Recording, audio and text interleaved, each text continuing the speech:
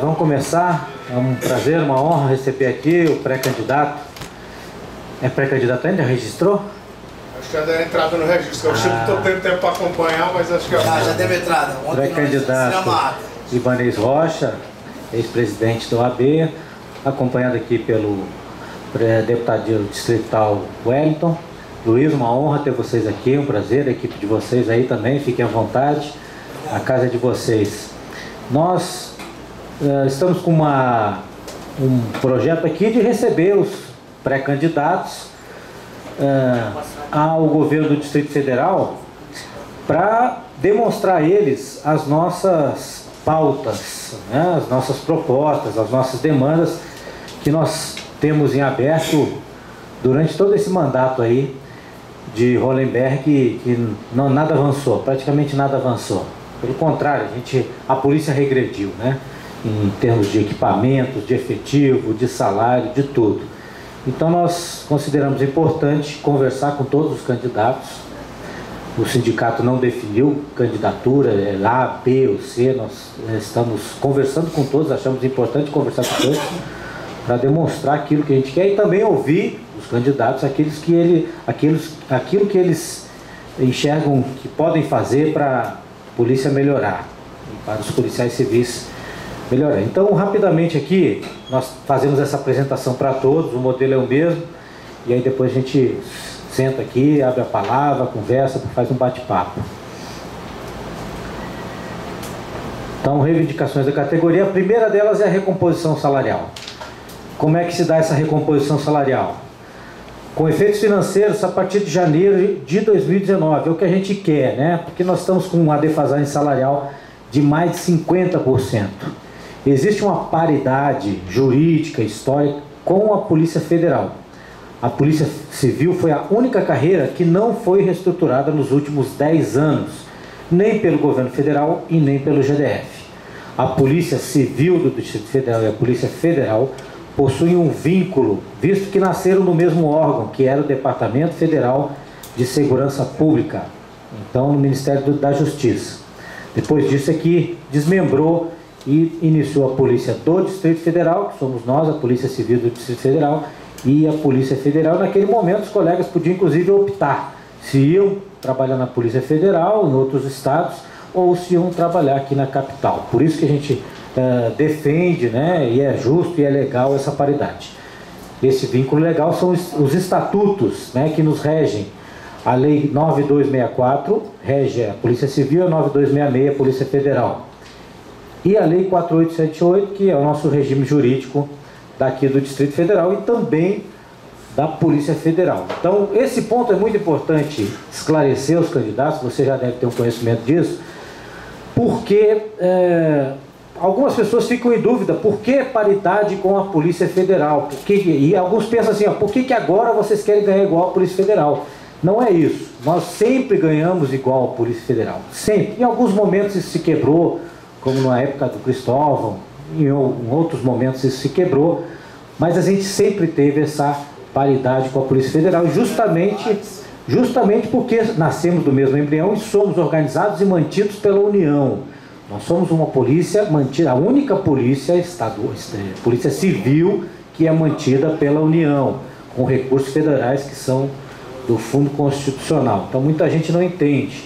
E não existe uma paridade entre a Polícia Civil e a Polícia Militar, que alguns colegas da Polícia Militar acabam falando isso, talvez por desconhecimento, e a gente tenta até esclarecer, mas é importante esclarecer os candidatos que não existe paridade salarial entre a Polícia Civil e a Polícia Militar e o Corpo de Bombeiros, porque justamente os estatutos, as legislações são diferentes.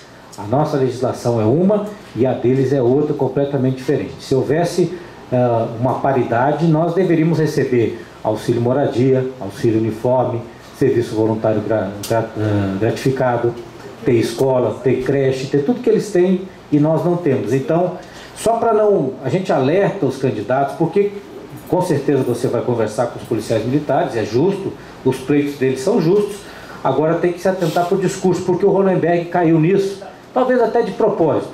O Hollenberg prometeu a eles que tudo que desse para a Polícia Civil iria dar para a Polícia Militar. E aí já engataram um discurso assim, ó, tem paridade com a Polícia Civil e a Polícia Militar. Então isso precisa ser quebrado, porque o Hollenberg usou isso a favor dele. Então, como ele não queria pagar a nossa recomposição salarial, ele falava isso: olha, se eu der para vocês, eu tenho que pagar para a PM, então como não tem dinheiro para pagar todo mundo, eu não vou pagar para ninguém. Essa foi o maniqueísmo do Hollenberg, foi justamente esse, né? Na verdade, ele nunca quis pagar para ninguém, ele não gosta de servidor público, e ainda menos de policial civil. Estabelecimento dos pagamentos. Estabelecer o pagamento de horas extras e aquelas realizadas pelo período noturno. Nós trabalhamos à noite, não recebemos horas noturnas, trabalhamos além da conta e não temos horas extras. Nós temos uma legislação federal que estabelece subsídio, que retirou isso, mas nós entendemos importante que haja esse pagamento, né? Que a gente faça esforços lá no Congresso Nacional para que a gente volte a receber, porque a Constituição estabelece que todo trabalhador tem direito a receber a mais pelo trabalho noturno, que tem direito a receber a mais pelo horário extraordinário.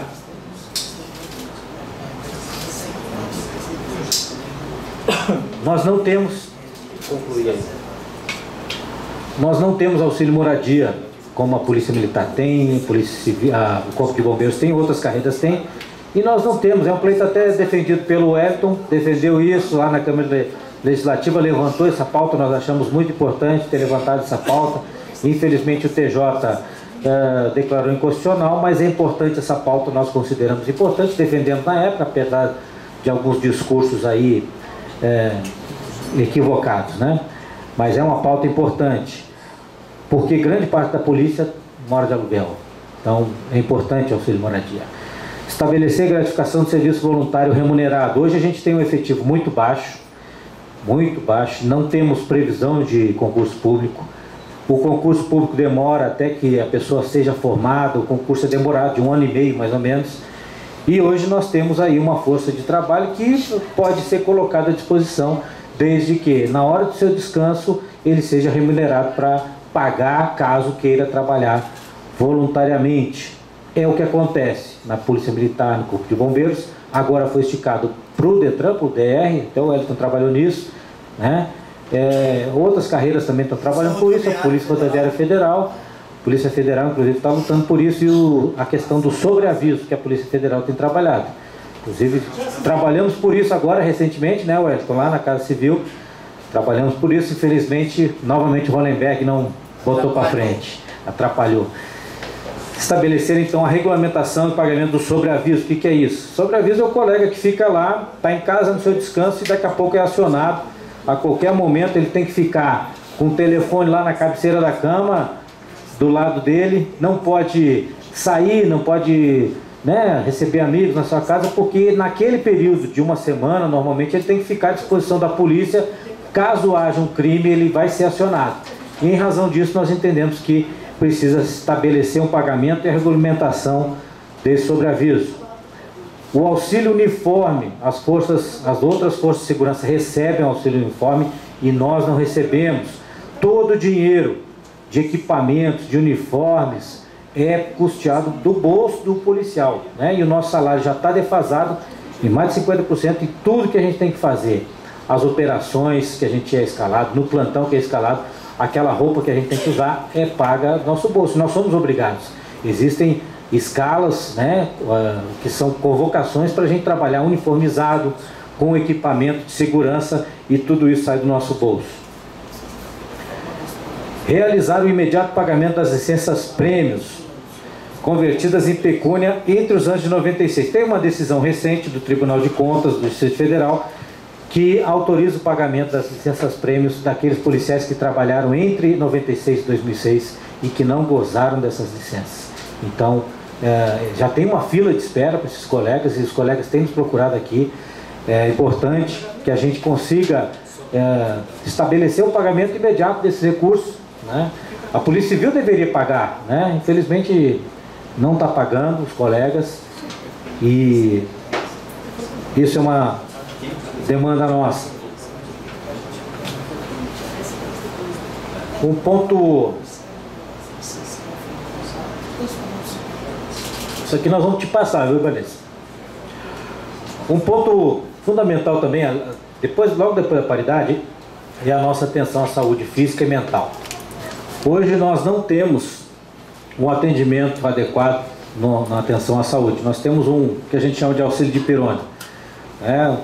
Somente o colega que tem plano de saúde, somente aquele que tem, que paga, consegue com sacrifício pagar um plano de saúde, tem direito a uma devolução que varia entre 90 e 120, 130 reais.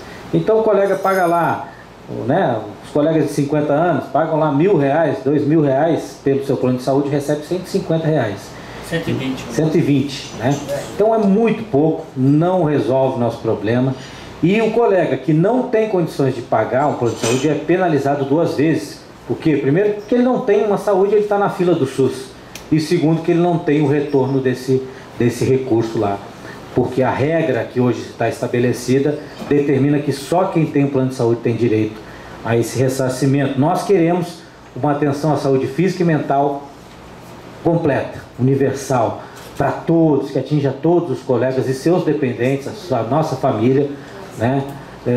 Porque nós damos a vida, a nossa integridade física está à disposição da população, está à disposição da sociedade, 24 horas por dia, e nós não temos esse abrigo, né, que a Constituição nos garante. Isso nós não temos. Então nós precisamos universalizar, atender todos, desburocratizar, ou seja, não é só quem paga o plano que tem direito, e integralizar, ou seja, o plano completo, não é uma partezinha ínfima de uma atenção à saúde.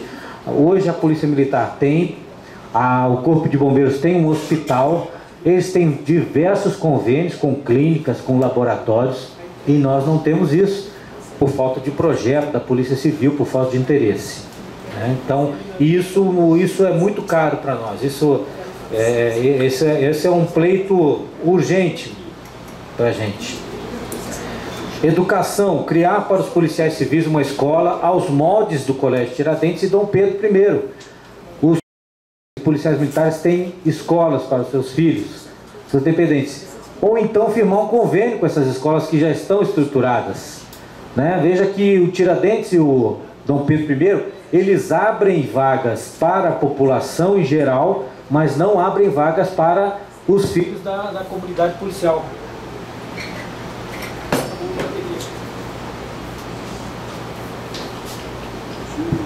Mas não abrem vagas para os nossos dependentes. Então, uma solução simples, rápida, é fazer um convênio com essas escolas, enquanto se faz a nossa escola, a escola do policial civil. Claro, pode atender a população também, mas que nós sejamos atendidos da mesma forma que a Polícia Civil, a Polícia Militar e o Corpo de Bombeiros. Está ficando mais claro aqui porque que nós não temos uma paridade com a Polícia Militar e o Corpo de Bombeiros? As atribuições. Nós temos atribuições que compõem a carreira da Polícia Civil em lei. Esse tema é de fundamental importância para a modernização da polícia, a adequação das atribuições dos cargos aos novos paradigmas, de modo a combatermos o crime com a maior proficiência e celeridade. Atualmente estamos sob a égide de um regimento interno que não mais atende os interesses da sociedade, que necessita de uma polícia mais eficiente e moderna. É importante salientar que essa medida não gera qualquer custo. Hoje, então, as atribuições da grande massa da Polícia Civil, os agentes policiais de custódia, escrivães, papiloscopistas aqui não, mas está defasada, né? E ela precisa ser atualizada aos moldes daquilo que a gente faz hoje. O que a gente faz hoje? A gente faz um trabalho altamente complexo. Quais as atividades que estão hoje em lei? É entregar intimação, guardar, fazer a vigilância da delegacia, dirigir viatura. Essas são as atribuições que estão no papel. Não é isso que a gente faz. A gente faz uma análise criminal apurada, faz levantamento, investigação de crimes complexos. Então é isso que tem que ser transportado para o papel. Isso aqui está muito defasado e é uma pauta que está lá no Dubai, já houve inclusive um grupo de trabalho e não andou o negócio por interesse. O nosso auxílio alimentação é o mais baixo daqui do GDF. Está muito defasado, hoje 458, né? R$458 é o mais baixo de todo o distrito, todo o GDF. Tem carreiras aí recebendo R$1.000. Implantação do concurso de remoção para a carreira policial civil nos moldes que já existente para a carreira de delegado ou de outras carreiras. O que é esse concurso de remoção? Estabelecer critérios objetivos para a remoção de servidores. Hoje acontece que muitos servidores, de hoje já há muito tempo, os servidores às vezes são perseguidos pela administração e acabam sendo lotados em unidades muito distantes como forma de punição. A gente quer critérios objetivos para definir isso. A implementação da escala de serviço 12/24, 12/72. Hoje tem algumas unidades que estão em 24 horas ainda e a gente entende que o melhor é estender essa escala de 12/24, 12/72 para todas. Não criar novas unidades. Isso é importante porque não que a gente seja contrário radicalmente à criação de novas unidades, mas nesse momento é impossível você abrir novas unidades sem ter mais pessoal, sem contratar mais policiais. Ô, Gaúcho, para explicar melhor como é que seria essa escala de 12, porque a gente sabe... Eu não entendi, você faz um misto, uma semana você faz 12/72... Não. Hoje, como é que evoluiu essa escala aqui? Hoje o colega entra 8 horas da manhã e trabalha 12 horas, sai às 8 da noite. Aí dorme, descansa, fica 24 horas. Descansa 24 horas. Depois ele retorna e faz mais 12 horas. À noite. E aí depois ele descansa 3 dias, 72 horas, para depois retomar o ciclo. Dessa forma aqui, existe diversos benefícios para o policial, porque 12 horas ele já está cansado, já está estressado. Existe também um benefício para a sociedade, porque o colega vai estar descansado durante esse período, né? Então o colega na hora de atender não vai estar naquele... Muita gente reclama, algumas pessoas reclamam, fui mal atendido. Mas por quê? O colega já está saturado lá, ele já teve que fazer 8 flagrantes no plantão dele e não para de chegar ocorrência. Limite orgânico. É o limite. Inclusive a ONU, a Organização de Saúde, estabelece que 24 horas não é um horário adequado, prejudicial à saúde. Então esse é o horário. Quanto à criação de novas unidades, nesse momento nós somos contrários. Por quê? Porque não tem policial. Existem cidades que é necessária a criação, no futuro, de delegacias. Só que nesse momento não é possível em razão da falta de efetivo. O caminho que se fez foi o contrário. Em razão da falta de efetivo, teve que fechar delegacias, né? Porque não tem policiais suficientes. E as que estão abertas estão trabalhando com o efetivo reduzido. Tem delegacia trabalhando com 3 policiais, com 4 policiais, quando o ideal era ter 8, né? E isso tem a ver com a segurança do policial e tem a ver com a segurança da população que é atendida. Então, não estabelecer, criar novas unidades. O próprio Ronenberg criou umas delegacias aí que, né? Delegacia daquela do crime, não é? Discriminação. Aquilo lá é uma delegacia, coloca lá uma estrutura para atender meia dúzia de ocorrências, só porque ele defende um certo segmento da população que já era atendido em todas as delegacias, né? Em todas as delegacias nas suas sessões lá de... Piorou o atendimento. Pois é, piorou, centralizou, mas ele quis fazer uma politicagem lá. Concurso público, é preciso abrir concurso público para todos os cargos. Todos os cargos estão defasados e nós entendemos que nós precisamos também contratar estagiários, né, para a realização da atividade meio. Hoje, muitos policiais acabam trabalhando em atividade meio, ou seja, em serviços burocráticos, e acabam sendo desviados da atividade fim. Isso é ruim, nós entendemos que é ruim. Por quê? Porque a polícia acaba perdendo resultado, né? Quando a gente deixa de ter mais policiais na investigação, na atividade fim, nós acabamos tendo uma resolutividade menor, mais baixa.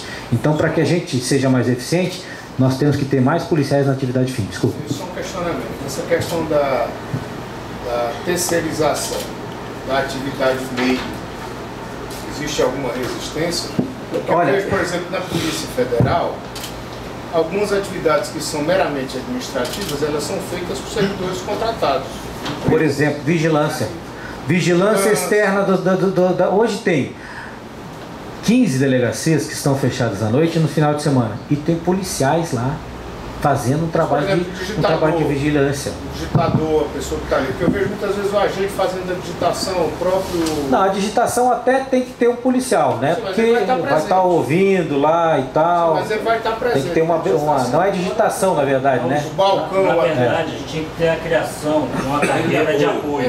Carreira de apoio, carreira de apoio. Na carreira de apoio. Sim, a carreira de apoio, fortalecer a carreira de apoio. Como é na Polícia Federal. A gente defende nós isso. temos hoje, mas as coordenadas da Secretaria de Segurança. Mas né, onde vai lidar com documentos da polícia, tem que ser pessoas de carreira. Sim, mas não... aí a separação ela seria feita... mas assim, pessoal de terceirizado é um problema, porque é difícil a gente responsabilizar as pessoas. Então, se for uma pessoa da carreira, pode ser carreira de apoio, você servidor público... O estagiário tem um vínculo muito menor até. Não, mas é a carreira de apoio, porque não passa verdade, por uma seleção uma atividade menos complexa, né? Menos complexa.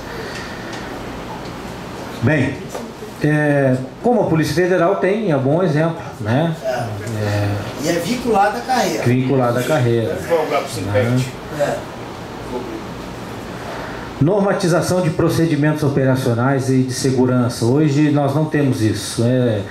Hoje, por exemplo, aconteceu um crime. Agora, nós estamos na delegacia aqui, ó. Aconteceu um negócio lá, ó. Um assalto aí no local. A gente não tem um procedimento. Quem é que vai? Quantos vão deslocar na viatura? Qual o tipo de equipamento que tem que levar? Como é que tem que ser tratada essa abordagem lá no local? E aí fica tudo meio solto. E na hora que dá um pepino, quem acaba respondendo é a parte mais fraca, né? Por quê? Porque ele teve aquele ímpeto de resolver o problema, né? E às vezes acontece algum problema e o que tem que ele tem que estar respaldado nessa normatização. Ó, eu fiz o que estava obrigado a fazer. Então nós temos que ter essa normatização de procedimentos, que já existe na Polícia Militar e em outros órgãos. Regulamentação da licença capacitação. Hoje só tira a licença capacitação os amigos do rei.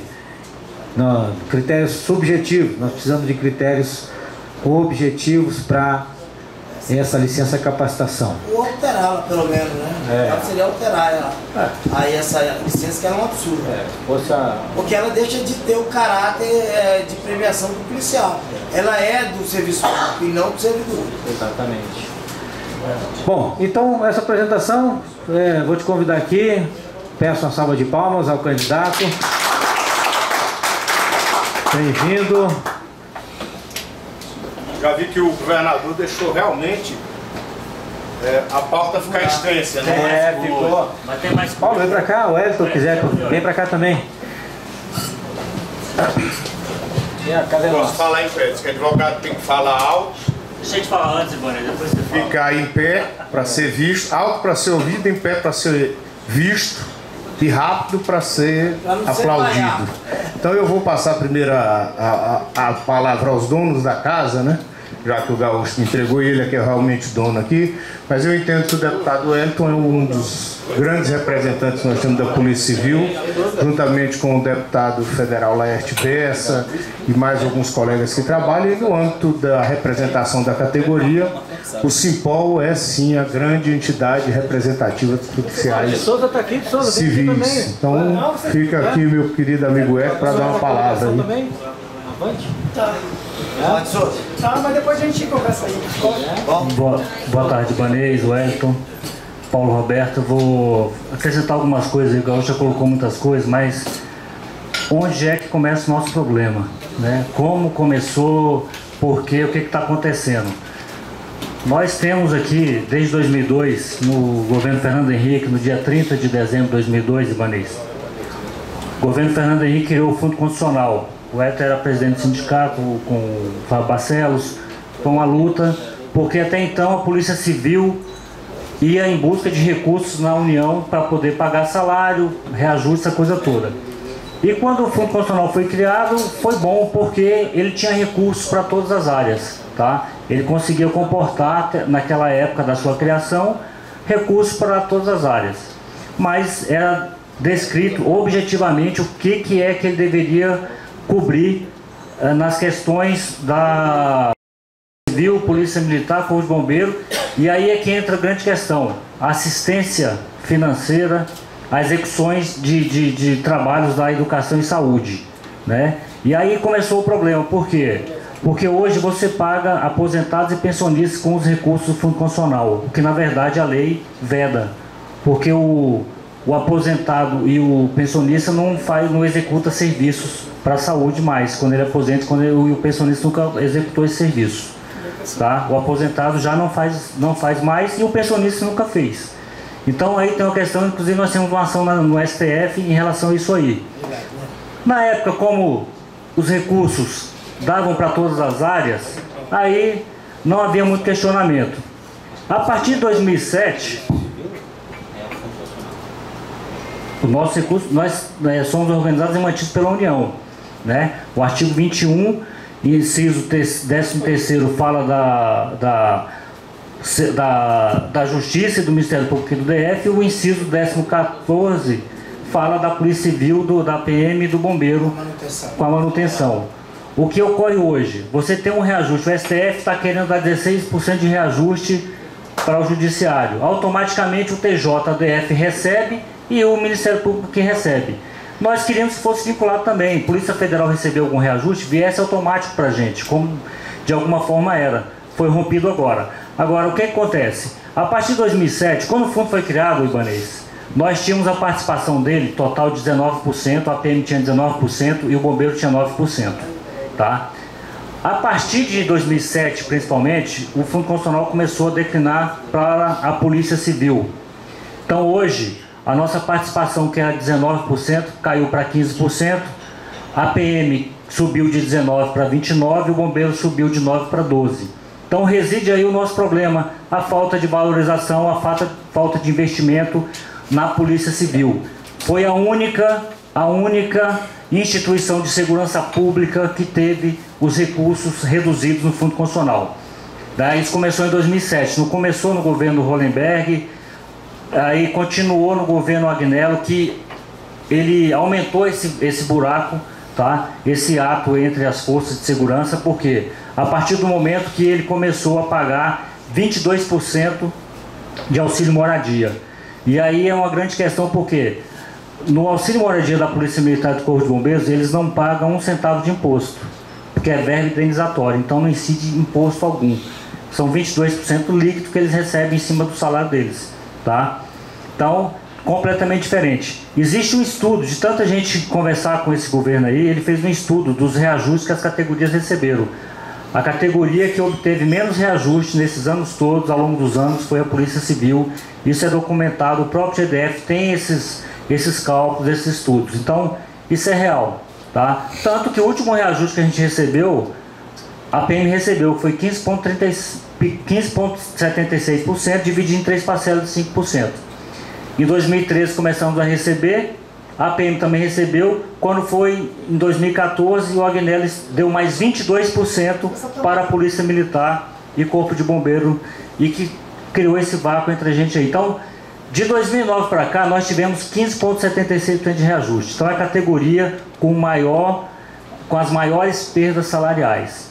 Agravado a isso, a Polícia Militar e Corpo de Bombeiros, eles têm convênios médicos direto, praticamente a custo zero, eles praticamente não pagam nada, os policiais militares e bombeiros. Enquanto a Polícia Civil não tem.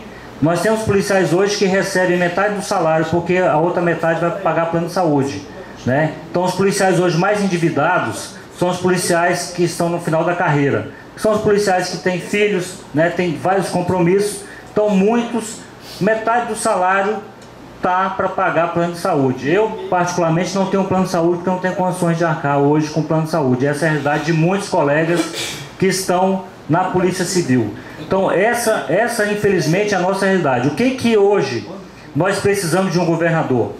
Primeiro, que ele recomponha os nossos salários aqui ao nível de 37% que foi a federal. Subsídio. Aí por isso que a gente não tem direito a praticamente nada lá. Só mesmo R$ 458 de auxílio alimentação. Esse é o nosso problema também, que aconteceu em 2006, quando o Lula transformou os salários da federal e automaticamente transformou os nossos também em subsídio. Aí a gente começou a ter muito problema. Mas o que acontece? essa questão da saúde, ela é mais grave.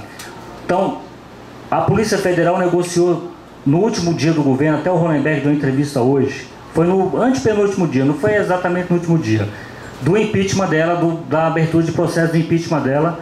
Ela fez uma proposta para a Federal de 37% em média, tá? Ninguém esperava esse reajuste da Federal, nem o próprio Hollenberg aqui, e ele mesmo fala isso, tem muitas coisas aí claras.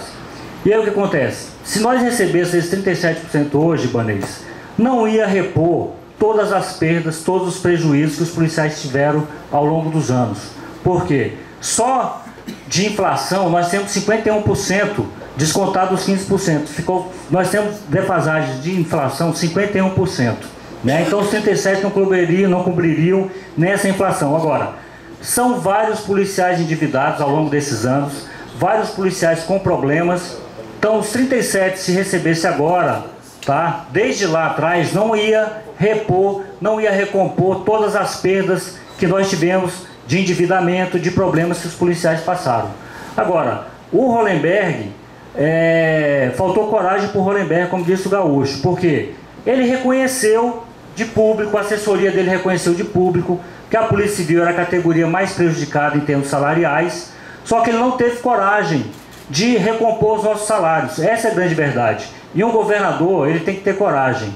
Ele precisa falar o seguinte: temos categorias mais prejudicadas, temos categorias que estão com salários mais defasados, temos categorias que estão com os problemas mais graves, e eu tenho que fazer a recomposição dessa categoria. Faltou coragem para o Hollenberg dizer isso abertamente. Agora ele ficou com medo. A PM teve 22% só de auxílio moradia líquido.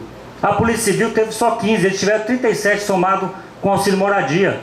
Veja, isso é o percentual que a Federal recebeu. Então, se ele tivesse um pouco de dignidade, ele teria dado pelo menos 22% de reajuste para nós, para equiparar com o que a PM e o bombeiro receberam. Então, nós dissemos isso já em reuniões com alguns pré-candidatos, que primeira coisa que o governador tem que ter coragem de fazer aquilo que é o correto. Ele tem que agir, falar: eu vou ser correto, eu vou ser transparente naquilo que eu vou fazer. Se o Hollenberg tivesse tido essa coragem, ele teria dado nosso reajuste, com certeza. Agora, ele preferiu se recolher, preferiu nos colocar no mesmo nível das outras categorias que tinham recebido restauração. E aí eu vou voltar em 2007, quando o Arruda foi governador. Ele restaurou a PM e o bombeiro, restaurou as 32 carreiras do GDF, tá? E a Polícia Civil ficou.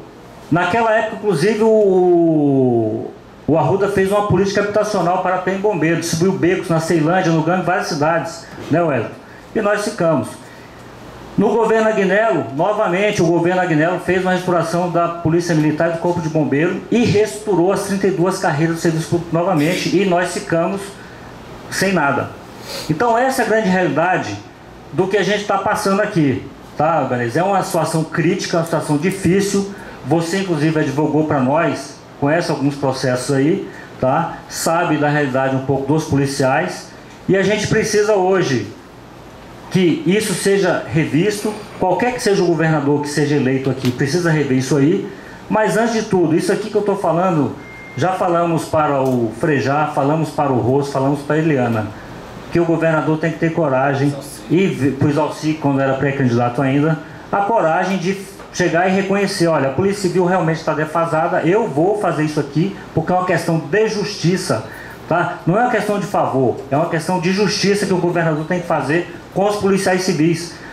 Porque se vocês pegarem as tabelas salariais de todas as categorias, vocês vão ver que não é só a questão da recomposição, não. Os salários dos policiais civis estão baixos. E aí, me estendendo mais um pouco, o que isso leva? Falta de motivação, tá? Falta de sequência na carreira. Você está criando aqui na Polícia Civil um quadro de policiais que ficam pouco tempo e querem sair. Os policiais que estão entrando na Polícia Civil hoje, eles não querem permanecer na carreira, eles querem sair. Aqui é simplesmente uma passagem até que eles arrumem um novo emprego melhor, mais remunerado, e essa é a grande realidade. Quem perde com isso? A sociedade, porque a Polícia Civil não dá continuidade ao seu trabalho, as investigações elas ficam defasadas, tá? Porque Polícia Civil, polícia é o que? Experiência. E você só adquire experiência trabalhando, tá? tá? Ninguém entra na polícia sabendo. Você só sabe o que é ser policial quando você entra na carreira policial. Isso é com todos os cargos. Não vamos dizer que nem o cargo de delegado consegue chegar e fazer o seu trabalho sem a orientação de outros que já estão na carreira. O que está acontecendo? Temos 15 delegacias fechadas à noite, finais de semana e feriados. Isso maqueia os índices de criminalidade. Porque a população não tem uma delegacia perto para registrar sua ocorrência, ela não vai no outro dia registrar. E isso é real, isso é fato, isso é comprovado. Então os índices de criminalidade hoje estão subnotificados porque a população tem delegacias fechadas. E esse prejuízo é muito grande. A sensação de insegurança é a maior que a gente já teve no DF. É o que nós estamos passando agora no governo Hollenberg. Se você disser que está em Brasília, na capital do Brasil, que tem delegacias fechadas, a população fica abismada dos outros estados, colegas policiais de outros estados ficam abismados. Falou, poxa, vocês têm... O DF tem recursos que vêm da União. Os recursos que vêm da União são da ordem de 13 bilhões e 800 esse ano. O ano que vem vai para 14 bilhões e 500. E o governo não consegue manter a segurança pública num patamar que possa dar segurança à sua população. Esse é o grande crime que se comete aqui. Por quê?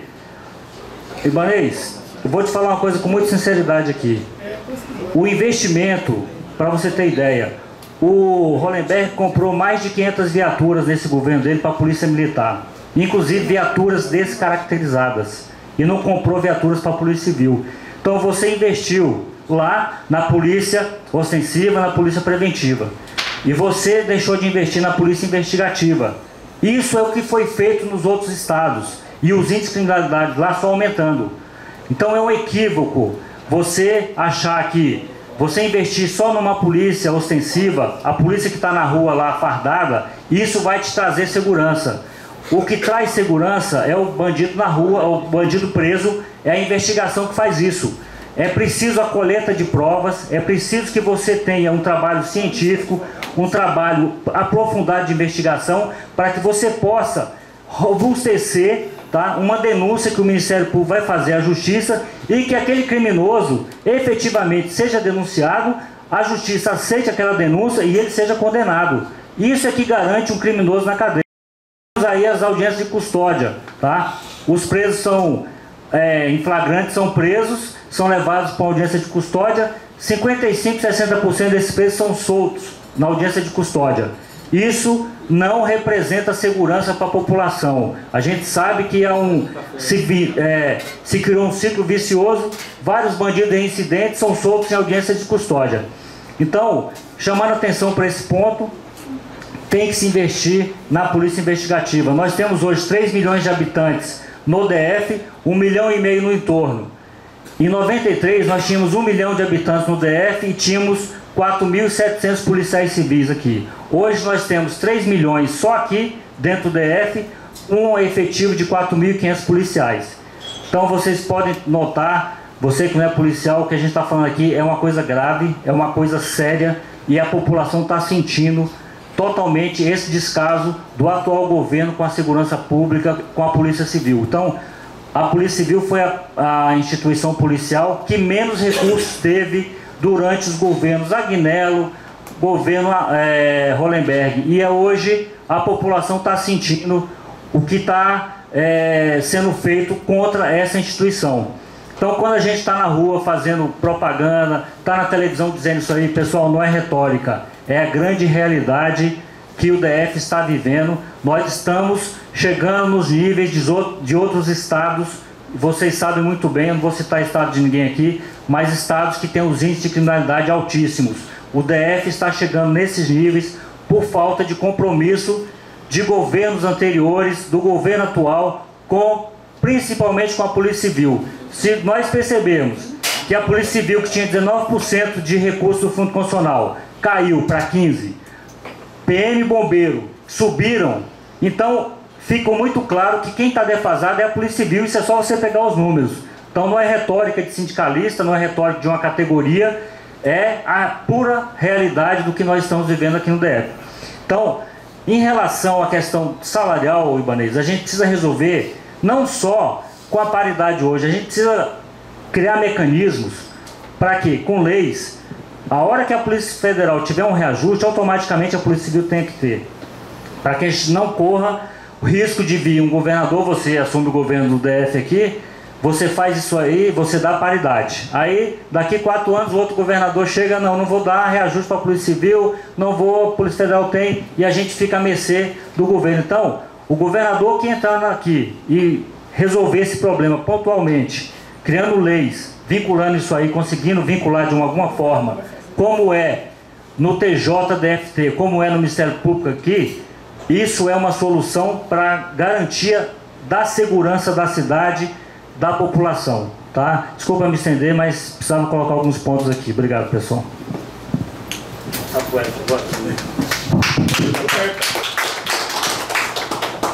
Passar aqui pro outro lado, você, Paulo. Que isso, velho? Sou eu, fique tranquilo. Ah, é você? Obrigado, Paulo. Obrigado a todos aqueles que estão aqui para nos ouvir, aqueles que vão nos ver também. Também vou pedir ele para o canto, mas eu vou passar pela frente porque eu não tenho medo de ficar de costas para você, não. Não, por trás. Eu estou igual cobra sem veneno, sem pico no mar. Bom, eu vou tentar fazer uma explanação, Gaúcho, passando pela segurança pública como um todo e tangenciando com os temas que foram tratados aqui, como reivindicações da categoria, reivindicações justas, que em grande parte delas eu, como advogado do sindicato no período que tive aqui, tive a oportunidade de defender. Tive a oportunidade de sofrer junto com vocês as repressões, tanto do governo anterior quanto desse, com ações judiciais, proibindo os movimentos sindicais, de modo a inviabilizar o diálogo. O que se queria naquele momento era jogar a população contra os movimentos sindicais para inviabilizar o diálogo e assim não chegar naquilo que deveria ter sido resolvido de forma democrática, que é conversando e buscando soluções em conjunto. Até porque o objetivo de um governo é levar serviços à população. E o objetivo do servidor público é prestar esse serviço. Para quem tem clareza da vida sindical, do movimento sindical, como eu tenho, porque eu sou advogado há 25 anos de trabalhadores, sejam eles da iniciativa pública ou privada, mas eu sou advogado de trabalhadores. Eu tenho isso na minha alma, tenho isso no meu coração e aprendi durante esses 25 anos de profissão respeitar todos os cidadãos e respeitar o público. É tanto que eu sou muito respeitado no Poder Judiciário, no Ministério Público e em todas as categorias onde eu tenho atuado. E tive a honra de ser advogado desse sindicato e sair daqui dizendo a todos que tive a honra de advogar para os policiais civis e conheci a carreira por dentro, com suas dificuldades, com vários dos colegas sendo processados, com inquéritos administrativos, que foram muitos defendidos pelo escritório, graças a Deus com êxito, porque a culpa na unanimidade das vezes, os processos que nós tivemos deu pela absolvição de todos os nossos colegas que tinham sido processados nos inquéritos administrativos, prova que o que falta é uma regulamentação do atendimento. Então, a regulamentação do atendimento não custa dinheiro, não custa nada, mas dá segurança para quem vai para a rua atender, para quem vai fazer investigação resolver. Então, esse assunto aí, se tivesse diálogo, o governo abrisse, já estaria resolvido há muito tempo, porque é só vontade política. Esse não tem nem recurso, é só sentar e estabelecer. Tem muita coisa da pauta da Polícia Civil que não diz respeito a recurso. Isso nós temos consciência total e eu falo com conhecimento de causa, eu conheço os processos. Aí nós vamos pensar num sistema de segurança. O sistema de segurança é muito simples. Você tem a polícia ostensiva, que está na rua, que é aquilo que a população primeiro vê, é o policial militar. Antigamente tinha a dupla, que hoje já não serve mais, até por uma questão de segurança. Nós temos a investigação tecnológica com utilização de câmeras, e isso tem que ser aprofundado, até porque nós temos que garantir aos nossos policiais que eles evoluam e façam uma análise, até porque o bandido não precisa ser preso no local onde o crime está acontecendo, ele pode ser preso daqui 2 quadras.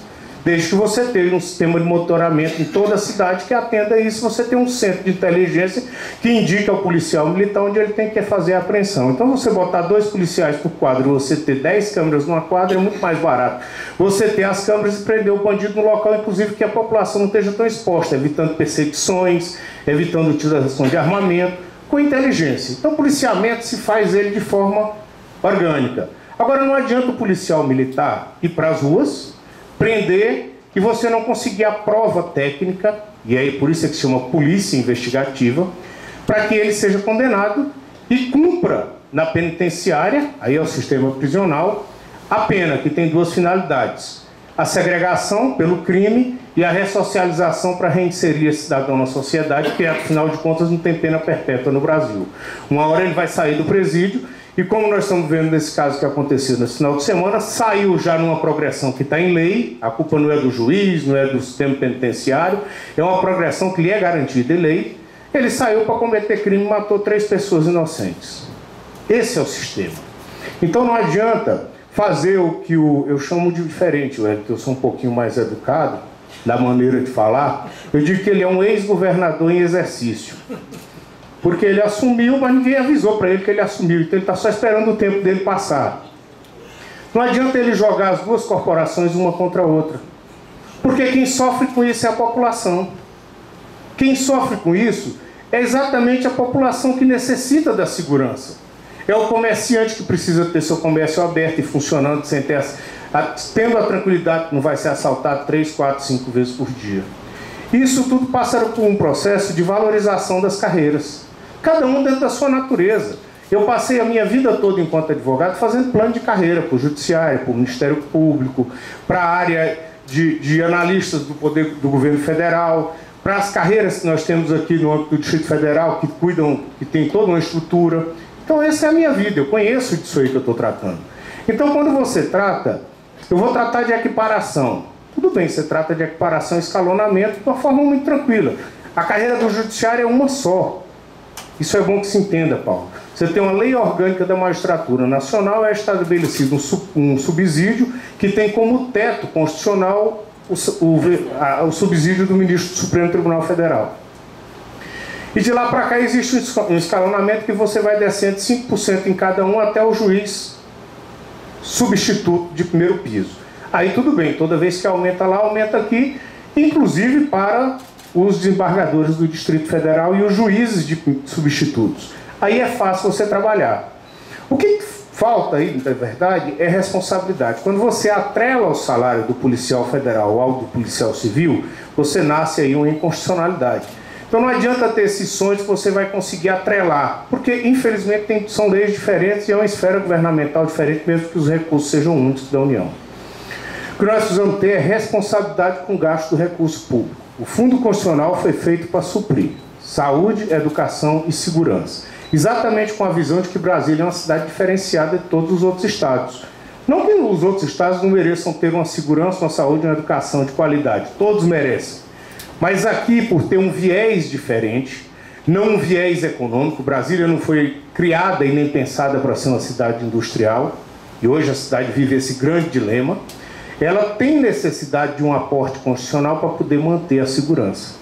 Essa é a grande realidade e a razão de ser do Fundo Constitucional. Quem for lá na criação da lei vai ler, está escrito exatamente isso. Aí vem o desvirtuamento dos governos. Pegaram aquilo que era para ser investido na remuneração e no poder científico de investigação, na qualificação dos policiais militares, na boa educação dos filhos daqueles que estão aqui em Brasília, e numa saúde pública que fosse referência para todo o país, e foi até 2006, e passaram a utilizar isso aí como se outras coisas da saúde, da educação e da segurança fossem o objetivo do Fundo Constitucional, e não é. Está lá na lei, está em toda a tramitação da lei do Congresso Nacional dizendo que não é. Agora nós vamos ter que fazer o caminho de volta daquilo que os outros fizeram errado. E aí eu digo a razão da minha candidatura, da minha pré-candidatura e dessa minha batalha. É exatamente, Gaúcho, é exatamente a todos os policiais civis e a toda a população que tiver acesso a essa entrevista que nós estamos fazendo, que eu estou considerando aqui essa entrevista e não um debate sobre segurança pública, que eu quero contar com vocês para que esse debate seja feito em conjunto. O motivo pelo qual eu estou aqui candidato. Você me conhece o meu escritório, esteve lá comigo várias vezes, o Elton está tendo agora. Eu tenho uma excelente estrutura no escritório, eu faço uma excelente advocacia, uns gostam, outros não, mas eu não tenho assim, na maioria eu tiro, vamos dizer que eu tiro nota 8, não estou reprovado em nenhuma delas.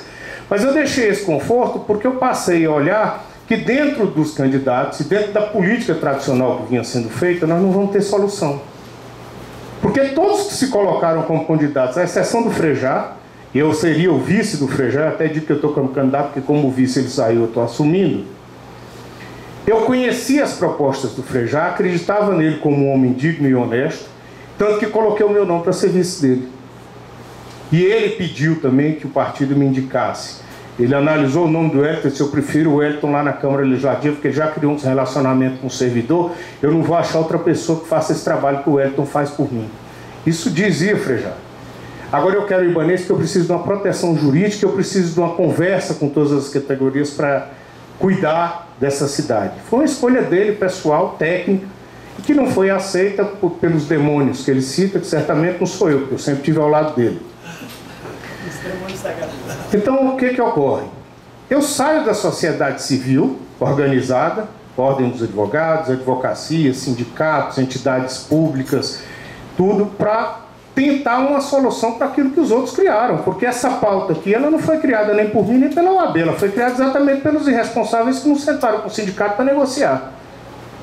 Então essa pauta está tão longa, Paulo, que os que passaram aí não resolveram nenhuma. Tem um deles que é deputado federal, os outros já estiveram na Câmara, os outros já estiveram não sei aonde. Nenhum comprou a pauta para tentar resolver e teve força política para isso. Então nós vamos precisar, nesses próximos 4 anos, eu digo que nós só temos 4. Veja só o caos que Brasília virou. Nós não temos saúde, nós não temos educação, nós não temos segurança, nós não temos transporte público, nós não temos esperança, nós não temos emprego, não temos nada. Tem pracinha para maconheiro. Tem nada. Não tem nada. O que ocorre hoje? Nós estamos chegando num ponto em que a pirâmide da cidade está se invertendo. As pessoas estão envelhecendo e nós não temos serviço público de qualidade. A cidade não está preparada para receber isso. Nós não temos poupança pública e o Estado não tem dinheiro. Então, essa eleição, e é por isso que eu estou aqui como candidato, nós vamos ter a maior responsabilidade do mundo em relação ao nosso voto. Porque ou nos próximos 4 anos se dá uma esperança, um futuro para Brasília, então isso aqui acabou, nós não vamos ter mais chance. Porque nós não vamos ter um grande desenvolvimento econômico que alavanque uma cidade como o Distrito Federal. Os outros estados todos estão se organizando. Os outros estados, se você for em Goiás, tem uma indústria forte, a segurança está começando a funcionar, os hospitais, pelos que me falaram, já estão melhorando e muito. Goiânia já tem um atendimento de qualidade, e está bem aqui perto para quem quiser ver. E Brasília, cada vez que passa, está chegando a um ponto cada vez pior. E os que estão aí, que me perdoem, mas não deram conta de fazer e nem apontar um rumo. Agora eu vou passar pelos temas colocados. Paridade com a Polícia Federal. Paridade com a Polícia Federal é um termo que vocês encontraram. Na verdade, em determinados momentos, vocês chegaram até a ganhar mais que o policial federal. Então, o que vocês querem? Dignidade na prestação de serviço e respeito à atividade do policial civil. É isso que vocês estão querendo. Se para isso, hoje, o seu referencial é o salário, a remuneração, o subsídio do policial federal, qualquer um governante que chegar aqui tem que entender isso como uma reivindicação da sociedade e não da sua categoria. Porque vocês, para prestarem um bom serviço, e o bom serviço que vocês sempre prestaram, vocês precisam ter uma remuneração digna. E essa remuneração digna hoje, na palavra dos seus líderes sindicais e de todos, é exatamente essa paridade nesse recebimento. Então o que eu quero dizer para vocês é o seguinte: eu vou fazer questão de que isso seja feito em conjunto. Nós vamos, a partir de agora, criar os instrumentos para que essa paridade seja concedida, mas ela não vai ficar só na palavra, não. A mensagem vai ser assinada no primeiro dia, porque nós vamos ter 60 dias para escrever essa mensagem depois de eleitos, e ela vai ser encaminhada no primeiro dia, e ela vai ser paga a partir do seu encaminhamento. Por que ela vai ser paga a partir do seu encaminhamento? Porque na mensagem vai ficar claro, porque como é um direito que está garantido na Constituição, e os recursos vêm do Fundo Constitucional, não tem que precisar nem de lei para criar o orçamento. Você vai ter que adequar os outros orçamentos para caber aí dentro. Isso aí, tudo bem. Claro, vamos trabalhar para fazer isso. E vamos trabalhar em conjunto. Mesa redonda, a mesa de transição da segurança vai ser feita com os partícipes da segurança, com seus representantes, com as entidades sindicais, com os representantes da Polícia Militar. Agora é bom também se falar de Polícia Militar, porque na Polícia Militar, quando eles tratam de paridade com a Polícia Civil, é o nome que foi criado. Mas se você conversa com o policial militar, ele nem quer saber de paridade. Ele não quer ficar 33 anos para entrar, da entrada até chegar a suboficial. Ele tem todo o direito de pleitear isso. Ali sim cabe um escalonamento. Você tem o coronel, o suboficial, os oficiais, suboficial, e aí você vem até aqui. E não custa nada você dizer para eles: olha, independente de ter vaga, e é assim todo o serviço público, que eu conheço todo ele, de 4 em 4 anos você vai ter uma promoção automática. Você pode até criar uma promoção por merecimento, porque quem está na rua no embate uma hora pode merecer um pouco mais que o outro. Mas ele tem que saber que ele vai entrar e que ele vai chegar, se não ao topo, mas pelo menos ali no pé do topo. Isso é natural. E para isso não precisa esperar 33 anos nem o outro aposentar ou morrer. E é isso que eles querem, gente, é respeito. Eles querem sentir que podem prestar serviço. Agora, aliado a isso tudo, está a estrutura. Quando você trata, nós vamos abrir as delegacias. Vamos abrir sim as delegacias. A população clama por isso. A sociedade clama por isso. E vocês, policiais, clamam por isso. Vocês não querem um serviço acumulado. Vocês não querem a subnotificação. Vocês querem ter estatísticas verdadeiras dos crimes que acontecem para que vocês possam combatê-los e investigá-los. Ou eu estou errado com alguma coisa que eu estou falando? Então o que acontece? Nós vamos abrir, nós vamos fazer um plano, sentado com o sindicato, vamos trazer o pessoal que está aposentado e que quer trabalhar e pode nos ajudar no serviço voluntário, pode ser contratado, e tem muita gente que quer, desde que você pague um adicional, e é possível se criar isso de forma emergencial. Nós podemos criar uma gratificação ou um modo de trazer o policial que está ali no horário de descanso. Já existe isso na Polícia Militar e é necessário, e nós vamos ter que criar um plano emergencial. Não tem jeito de não ter um plano emergencial, até que a gente abra o concurso e ocupe as vagas. E nós vamos fazer em conjunto com as entidades. A cada quantos policiais nós conseguimos trazer para a ativa novamente, ou utilizando, que se inscrevam para fazer serviço voluntário remunerado, porque não é nem voluntário, não pode ser, só é voluntário se for voluntário. Se ele é remunerado, ele não é voluntário. Nós vamos ter que achar outro nome. Eu ouvi vários nomes aqui, que a ideia é boa, a maneira nós vamos ter que criar. E aí, de acordo com esse quantitativo, nós vamos estabelecer o seguinte, para cada delegacia do tamanho de cada população, a cada equipe dessa aqui nós vamos abrir olhando quais são as áreas mais prioritárias. Mas nós vamos fazer isso em conjunto. Vocês que conhecem, os delegados, a turma que vai trabalhar. Porque não adianta eu abrir por abrir. Eu abrir, boto uma pessoa, mesmo que está fechado. Só para dizer que abriu, que a luz está acesa e que o cafezinho está esfriando, porque não tem quem tome. Nós temos que fazer um plano para reabrir todas as delegacias do Distrito Federal e voltar ela para funcionarem. A obra já pronta, já. Isso. E vai ter muito. Vai ter. Ninguém quer ficar em casa. Gente, o Brasil é uma cidade que não tem o que se fazer, não. Você fica aposentado em casa aqui dá 2 horas. Você vira viciado em jogo ou alcoólatra.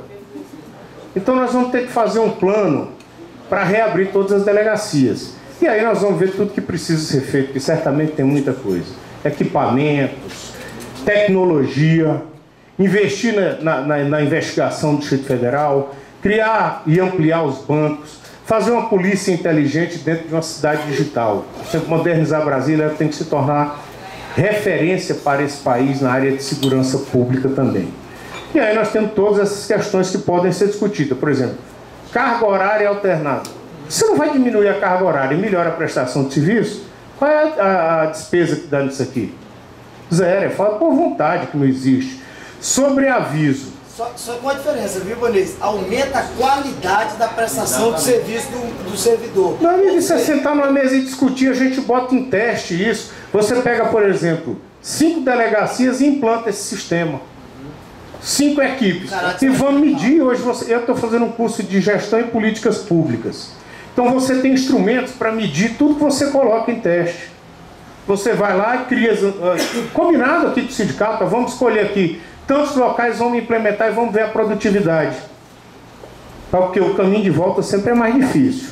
Então vamos criar. Deu certo, e aí depois os policiais que estão trabalhando daquela maneira é quem vão nos dar referência. Nós vamos colocar a equipe de psicólogos para acompanhar, vamos ver o atendimento naquela região, as pessoas que foram atendidas, o nível de satisfação. Quando eu falo que existem instrumentos para você testar essas medidas, eles existem e são muito fáceis de ser implementados. Você teve 1000 atendimentos na delegacia da Ceilândia. Se as 1000 pessoas que passaram lá se sentiram bem atendidas, está aí, funcionou.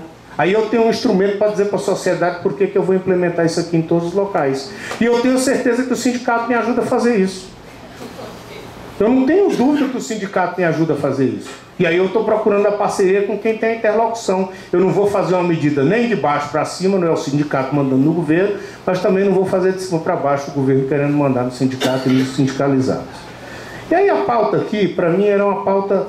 Algumas coisas aqui, elas são penduricalhos, que eu sou contrário, que são tratados, Paulo, porque não se consegue chegar no principal, que é uma remuneração digna. Quando você trata de pagamento de hora extra, adicional noturno, algumas coisas desse tipo, elas têm realmente que ser discutidas. Porque, por exemplo, quando você trata do subsídio do ministro do Supremo, ele não trabalha à noite. Então não faz sentido ele receber adicional noturno. Mas o policial é obrigado a trabalhar, porque tem que dar segurança para o ministro. Então são coisas que merecem sim ser discutidas. Porque eu não posso tratar de adicionais dentro do subsídio, da história do subsídio, que o subsídio prevê pagamento de parcela única, mas eu também não posso diferenciar o que trabalha no noturno do que trabalha de dia, porque alguém está sobrecarregando a sua saúde. Alguém está dando uma sobrecarga na sua saúde para fazer o trabalho noturno. Então, isso tudo pode ser avaliado. Depende de aprovação de lei, depende de modificação, porque o subsídio ele foi uma fórmula criada para oprimir o servidor público. Eu falo isso porque eu tenho um sócio lá no escritório que ajudou a escrever a reforma administrativa, e na época, era o deputado Moreira Franco, era o grande articulador junto com o ministro Gilmar Mendes e o ministro Ives Gandra. E aí eles inseriram na Constituição esse negócio do subsídio exatamente para chegar e dizer, olha, o que acaba com os recursos são os penduricários. Incorporação disso, incorporação daquilo, incorporação do não sei o quê. E todo mundo, quando tinha um aperto salarial, não dava para dar para todo mundo, criava um penduricalho. Então, a inteligência do ministro Gilmar Mendes, que foi encaminhada à Câmara Federal, criou essa parcela de subsídio, porque aí todo mundo, quando você vai tratar, você joga a sociedade contra o servidor. Que aí o cara diz assim, fulano ganha 25 mil reais por mês e está querendo aumento. Como saiu ontem a história dos ministros, né? Esquece do restante. O camarada que é policial civil, ele tem que cuidar de seus filhos, ele tem que colocar a sua vida em risco, ele tem que estudar constantemente, porque hoje tem tecnologia, e o crime hoje, ele está muito avançado. O crime não é desse bandidinho que está na rua vendendo droga, por trás tem cabeças pensantes que estão muito bem organizadas, e infelizmente as notícias que os policiais me passam, o crime organizado está entrando no Distrito Federal, e em pouquíssimo tempo, quando ele entra, que ele sentiu o gosto do dinheiro da cidade, ele passa para dentro com tudo. Então o policial civil, quando eu falo policial civil, eu falo o delegado, o agente, e aí as perícias, eu estou falando de todo mundo, que se entenda dessa maneira. Eu não estou especificando aqui porque eu trato isso como uma categoria só. O policial civil é diferenciado.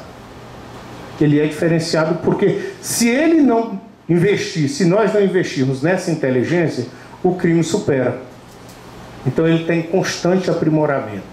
Ele tem necessidade de ter tranquilidade para combater o crime com qualidade, levando isso para a sociedade. Porque, em primeiro lugar, nós temos que pensar assim, nós temos que ter uma sociedade feliz. Nós só vamos ter uma sociedade feliz no dia que você tiver segurança.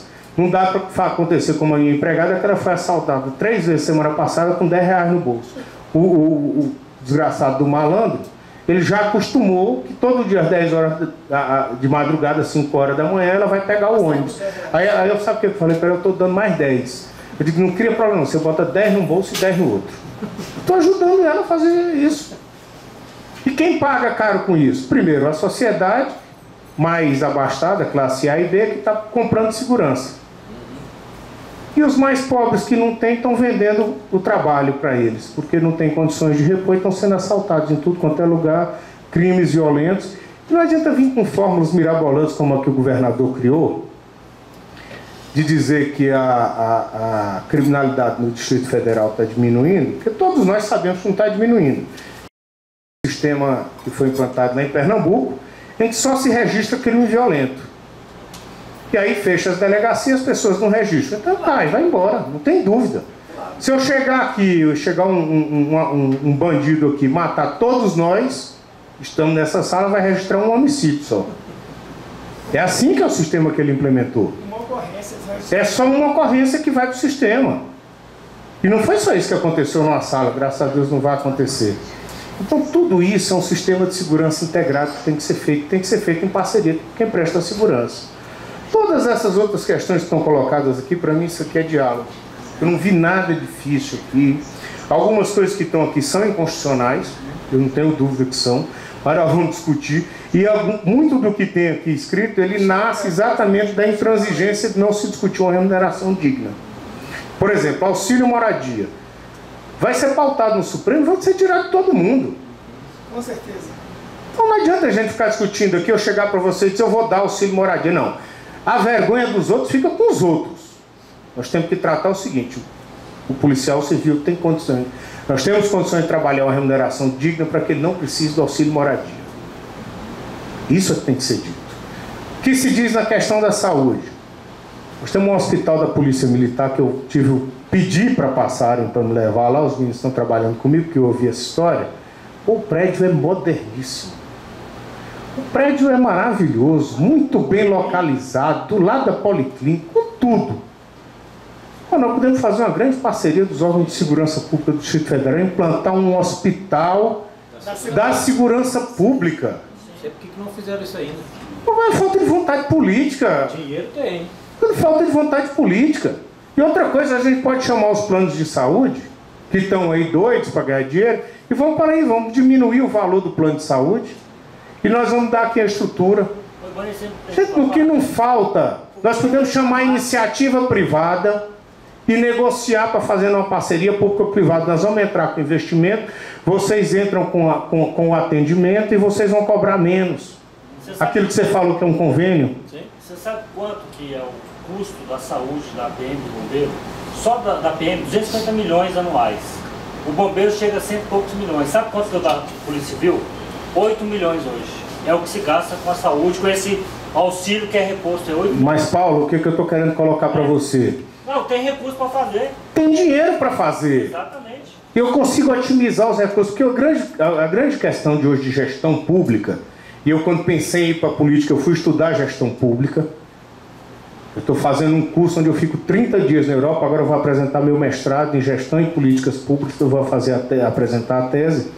É exatamente porque o bem mais escasso do mundo, desde que o mundo é mundo, são recursos. Nós chegamos a um ponto que os recursos públicos eles se esgotaram pela ausência de consciência dos gestores públicos na aplicação deles. Então nós vamos ter que inovar nas fórmulas dentro da legislação. Se eu tenho um hospital construído, eu tenho recursos que são investidos na saúde pública de forma dispersa. E se eu tenho condições de concentrar isso num local que vai atender toda a segurança pública do Distrito Federal, eu vou tirar da rede pública comum, da rede pública do SUS, um atendimento, quer dizer, eu vou abrir mais leitos, com os mesmos recursos, dando um atendimento de qualidade àqueles que prestam um serviço de qualidade. Então, solução, na minha visão, não falta para nenhum desses problemas que estão aqui. Tirando aqueles que eu entendo que são inconstitucionais, mas aí na conversa a gente trata. Escola. Tudo bem, eu concordo, eu tenho a escola Tiradentes, Dom Pedro, mas isso não depende de mim fazer o convênio, eu tenho que ver do outro lado. Eu acho que isso é importante. Mas eu acho muito mais importante que isso que vocês estejam bem remunerados. Porque eu tenho certeza que um filho de um juiz, de um ministro, ele recebe o auxílio educação. Mesmo sendo... Alguns lá recebem. Eu acho que nós temos que criar uma fórmula para que se pague o auxílio educação, para ajudar nessa...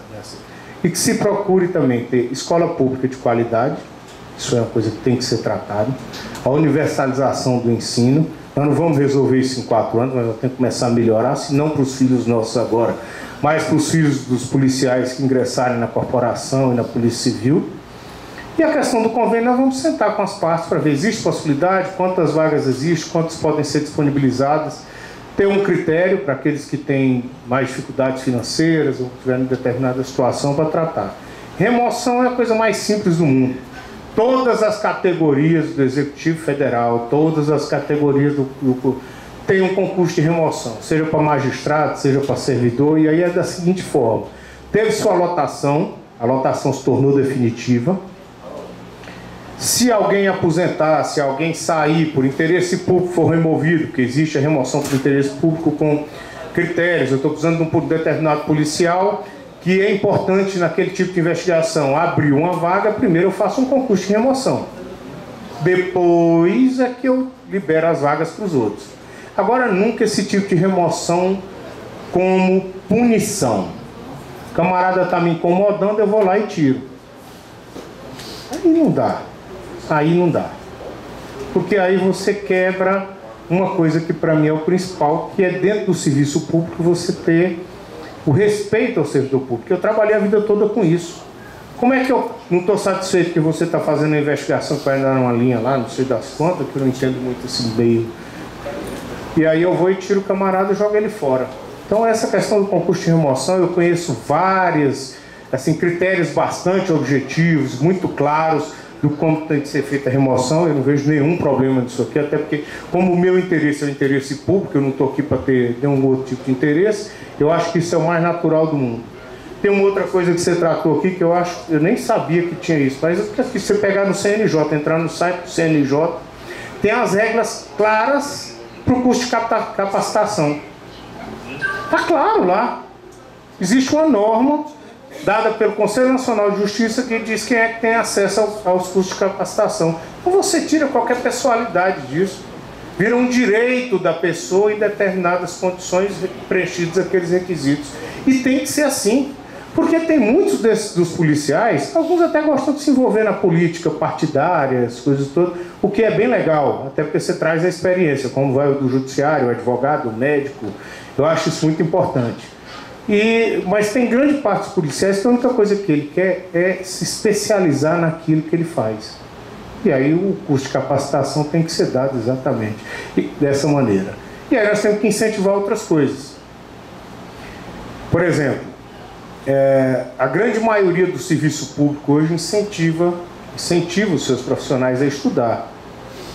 E mesmo quando a remuneração é através de subsídio, você tem alguns adicionais para fazer as pessoas terem curso de pós-graduação, mestrado, doutorado, porque você está buscando trazer conhecimento para dentro da corporação, para dentro das polícias. São várias coisas que aumentam a qualidade técnica do serviço e muito investimento em tecnologia. Eu acho que hoje a maneira de se economizar dinheiro não é achatando a remuneração, mas investindo em tecnologia.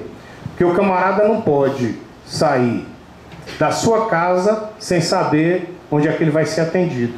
Ele não precisa sair da casa dele para saber como é que está a tramitação de um inquérito. A intimação ela pode ser digital, eu não preciso deslocar um policial para fazer a intimação.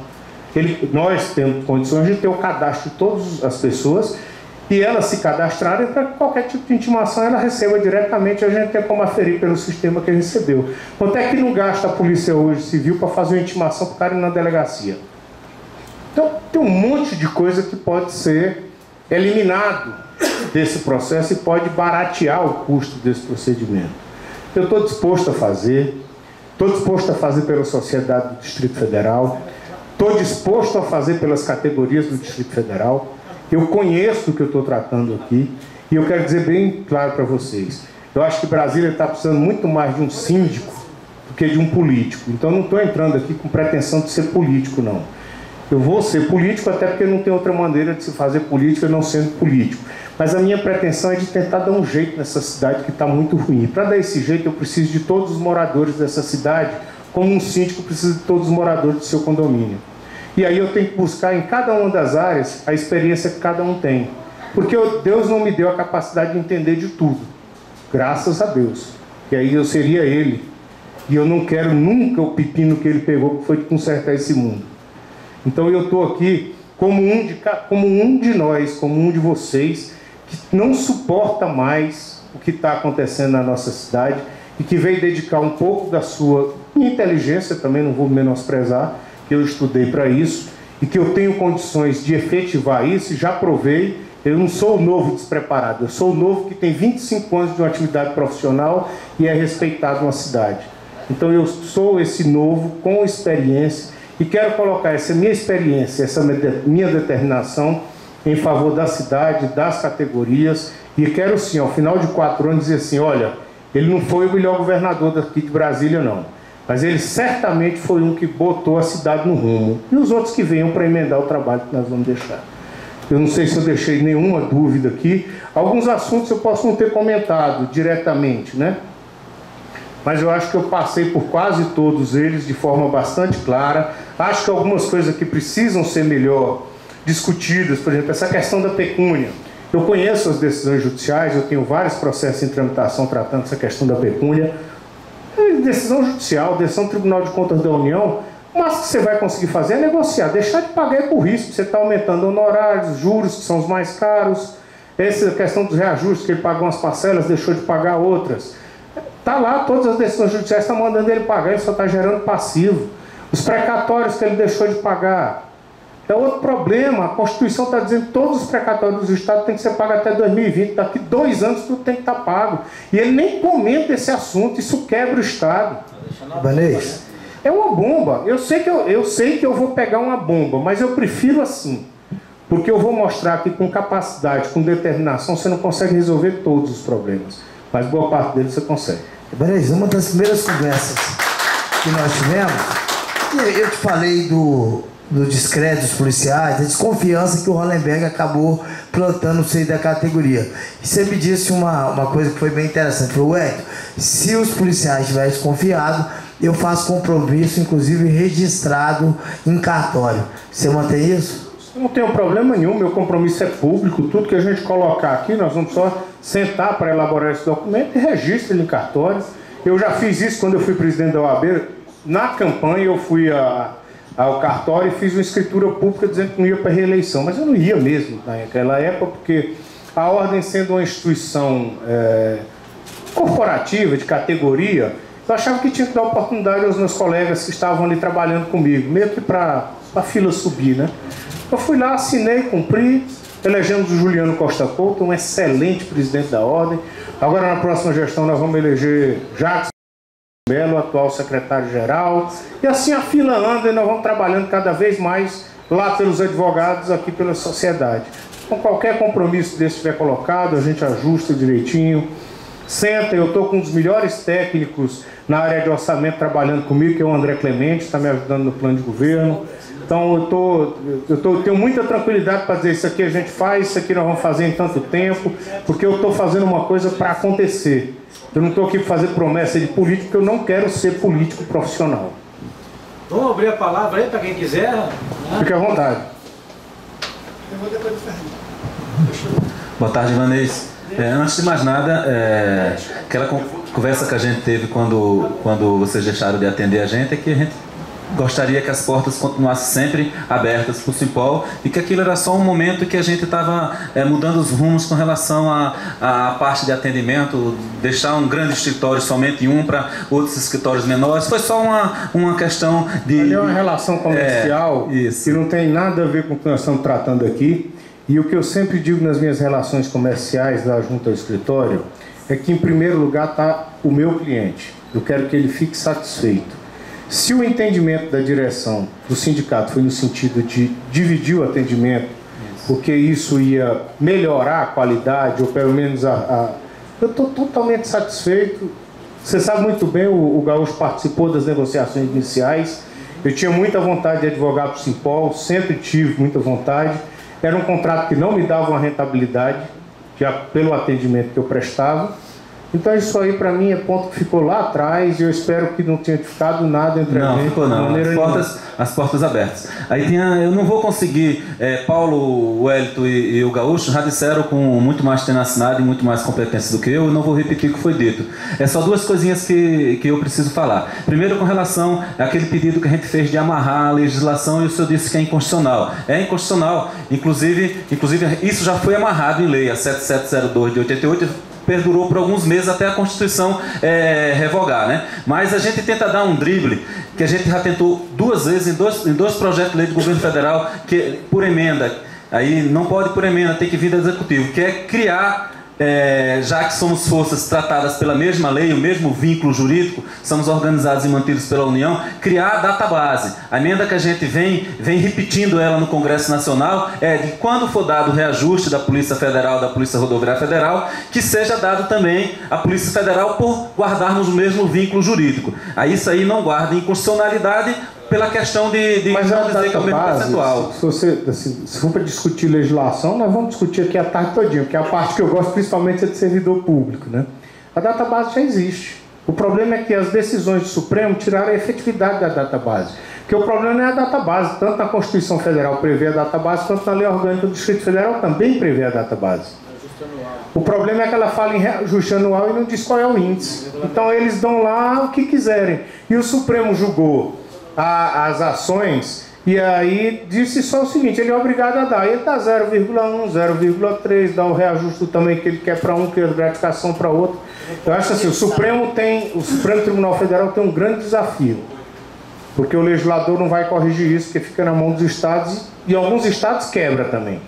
Se você determinar que vai ser o índice inflacionário num estado como o Piauí, ele quebra.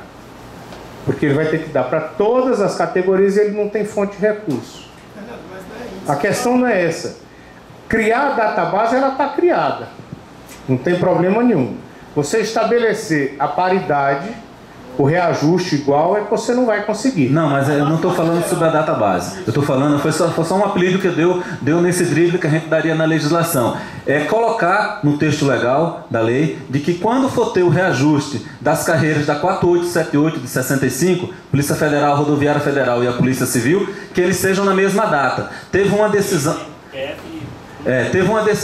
teve uma ação judicial em que o ministro Supremo disse que não poderia determinar a aplicação, mas que não concordava e achava aquilo esdrúxulo que o governo pegasse um cobertor e cobrisse só um dos seus filhos, tratando a Polícia Civil e a Polícia Federal como filhos, irmãos que saíram do mesmo tronco, entendeu? Então, assim, tentar ver uma saída para isso. Amigo, eu acho que a melhor tentativa que nós temos seria vincular o Fundo Constitucional, porque aí você não cria essa paridade, você tem que criar um instrumento de que o Fundo Constitucional seja legalmente dividido, abrindo uma pequena margem de investimentos, porque aí você tem que abrir ao administrador público a possibilidade, porque vai chegar um momento que a saúde vai estar muito bem, e aí você poder tratar como instrumento de gestão aquela parte variável para melhorar a segurança, para melhorar a educação. Eu acho que isso é que nós temos que reestudar o Fundo Constitucional, com um cuidado adicional, tá? Todos os estados estão em dificuldade, salvo aqueles que resolveram fazer um trabalho muito grande de economia de custos.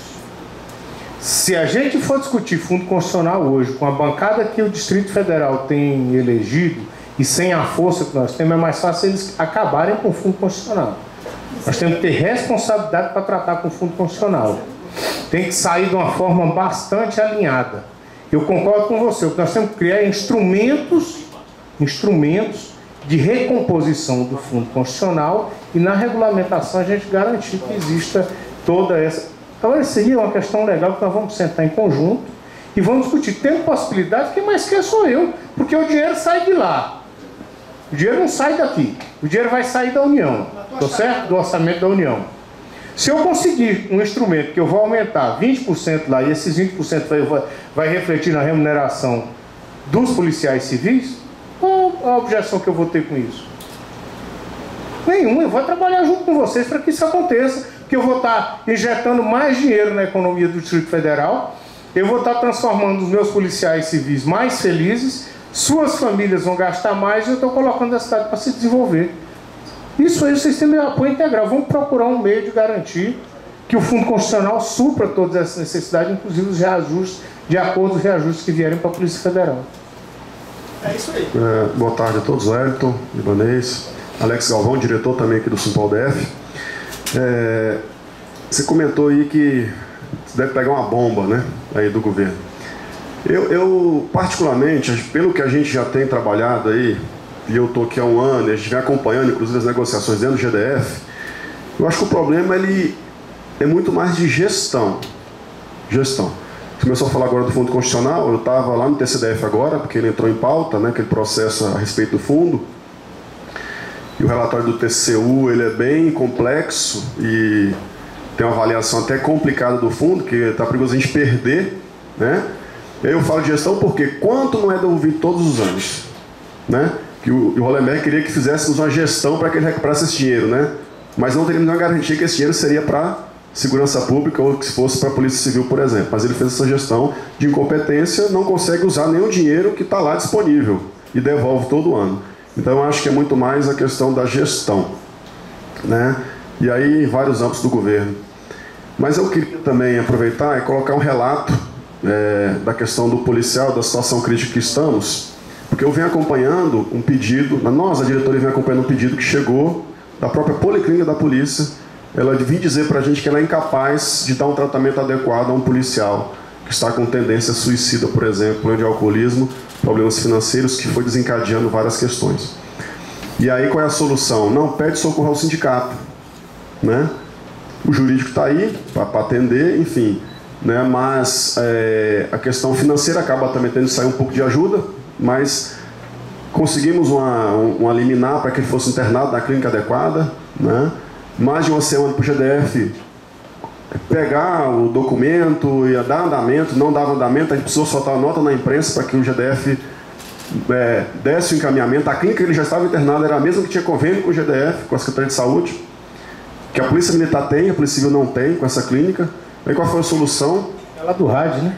Não, nessa não, é a Recanto lá em Brasilândia. Eu conheço, eu tive com o proprietário de lá, com o Donizete, inclusive ele é candidato a algum cargo, eu não me lembro. Ele é candidato a alguma coisa distrital, não é isso? Então, para resumir, então lá estava tendo tratamento adequado, que acabou que o sindicato conseguiu por um fundo de assistência que nós temos aqui, enfim. Mas aí quando publica-se na imprensa 7 horas da noite, que não tinha sido cumprido até mais de uma semana, e o quadro ele era caótico, 1 hora depois ele já estava recebendo ligação, e qual foi a solução que eles deram? Leva o SAMU lá, pega ele correndo e joga no HPAP. Aí, quer dizer, essa foi a solução que deram, baseado na pressão da própria imprensa em cima da situação. Mas esse fato que eu estou trazendo é só para relatar a situação que nós estamos periclitante, né, com suicídios acontecendo, né, endividamento, questão de saúde. Não preciso nem falar, nós temos aqui diretor do sindicato que não tem plano de saúde, outros com duras penas conseguem bancar seu plano de saúde. E a situação está complexa. Eu acho que se a gente não tiver uma recuperação logo, a coisa só tende a piorar. E, por último, questão de gestão. Você colocou muito bem que está fazendo curso de gestão, mestrado. Tomara que você consiga implementar e escolha aqui para essa polícia um gestor. Porque nós sequer, nesses 4 anos, conseguimos implementar um planejamento estratégico que foi feito na gestão anterior, que foi engavetado, está lá, e não se tem andamento disso. Nada andou, nada discutiu. Então, é só esse voto que eu faço. Caso seja vitorioso, a gente espera que seja. Na questão da gestão... E consiga aplicar. Vou começar pelo fim.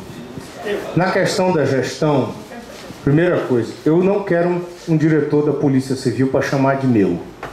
Eu não tenho preferência por nenhum. Nós vamos simplesmente fazer uma escolha democrática entre os colegas, com a participação das entidades sindicais, da polícia, do SINDEPO, do SIMPOL, de todas as categorias, dos papiloscopistas, da investigação, uma pessoa que consiga trazer uma proposta. Ele vai ter que mostrar a proposta. Não adianta só fazer política sindical dentro do sistema. Ele vai ter que mostrar o que é que ele tem. E ele vai ter que se adequar a um plano de segurança pública que nós vamos estabelecer. Nós vamos ter que ter metas. E aí, nessa indicação, nós vamos ter que botar alguns critérios, porque nós vamos ter que ter metas. Eu tenho bastante consciência de que nós vamos atravessar um período muito difícil. Quando eu falo que eu vou receber uma bomba, é disso, porque eu vou ter que fazer algumas políticas com prazos. A primeira delas é para resgatar imediatamente a confiabilidade do cidadão. Porque nós estamos com tudo em crise, está tudo parado, nós não temos segurança, saúde, educação, não temos nada. Nós estamos simplesmente vivendo o caos. Só não está vivendo o caos mais porque as pessoas já estão tão sem esperança que já não estão mais nem ligando. Mas estão morrendo. Então nós vamos ter que ter um plano emergencial, assim, para o primeiro dia. O que eu vou fazer aqui para poder salvar nos primeiros dias? E aí nós vamos ter que utilizar instrumentos, e eu vou discutir isso com o Ministério Público, com o Poder Judiciário, que chega também do Ministério Público no Judiciário que não compra. Eles são instituições, depende de ser pagas pelo governo federal, mas são instituições da sociedade do Distrito Federal. Está com os desembargadores do tribunal, com a cúpula do Ministério Público, com cada um deles, vou dizer, olha, na área da saúde nós vamos ter que ter um plano emergencial. Eu vou precisar resgatar para a saúde aqueles profissionais que estão em casa, eu vou ter que pagar alguma coisa a mais para aqueles que tiverem condições de trabalhar, porque eu vou ter que tirar as filas, de forma urgente, porque senão eu não consigo reorganizar o sistema. Aí eu vou ter que ter um segundo passo. Para reorganizar o sistema, eu vou precisar de investimento, compra de medicamentos, botar os equipamentos para funcionar e fazer os concursos públicos. Eu acredito no Sistema Único de Saúde. Eu, sinceramente, acredito no Sistema Único de Saúde desde que bem gerido. E aí, depois que esse sistema estiver implementado, nós vamos para os hospitais com especialidades, um grande centro ortopédico, onde a pessoa saiba, então, eu vou sair daqui, vou para o Agarram, ele quebrou a perna lá em Planaltina, ele entra num sistema e diz assim, opa, tem vaga lá no Agarram, eu estou correndo para lá. Aí ele chega atendido no Agarram e vai fazer o tratamento dele lá dentro. O camarada teve um infarto, ele está lá no Gama, ele faz o atendimento emergencial e vai direto para o hospital de base, porque lá vai ter uma unidade cardiológica muito bem preparada para recebê-lo. Eu tenho uma criança doente, ele vai para a Gamib. Então, nós vamos ter que criar grandes centros de especialização e ir filtrando essa cadeia desde a base até chegar no hospital especializado. Nós vamos ter a política de saúde da família, visitando as casas, fazendo o cadastramento, aí onde eu coloco a questão da tecnologia, você barateia o custo. Então, se você tiver a informação do paciente, na hora que ele entrar no hospital, você já tem toda a vida do camarada. Na hora que você fizer um exame, todos os médicos, na hora do atendimento por um prontuário eletrônico, vai ter acesso a todos os exames. Aí você vai barateando a cadeia. Mas nós vamos ter que fazer um atendimento qualificado e emergencial para tirar essa turma que está morrendo dessa maneira que está. E aí também você pode fazer, eu não sei ainda, o pessoal da nossa equipe está fazendo uma consulta com os donos de hospitais privados no Distrito Federal para ver qual é a capacidade ociosa que eles têm. Não para fazer aquele sistema que o Dória fez lá em São Paulo, porque não adianta ou encher tudo de uma vez, depois você não dá atendimento à demanda dos exames que foram feitos. Não adianta você fazer 1000 tomografias e você não ter os médicos para analisar as tomografias. Então eu quero ver se a gente consegue montar uma equipe completa para dar o atendimento final. Se eu conseguir tirar 200 da fila dos tomógrafos, já são 200 problemas a menos que nós vamos ter na área da saúde. Diga, Gaúcho. Eu acho que a primeira coisa nesse teu plano emergencial aí, eu acho que uma das principais saídas para qualquer um que chegue no governo do Distrito Federal é fazer o caminho inverso do Hollenberg. O que o Hollenberg fez? Ele afastou-se de todos os servidores públicos. Ele se colocou como inimigo dos servidores públicos. Que hoje, por que a saúde não funciona? Por que a educação e principalmente a saúde e a segurança? Por que não funciona?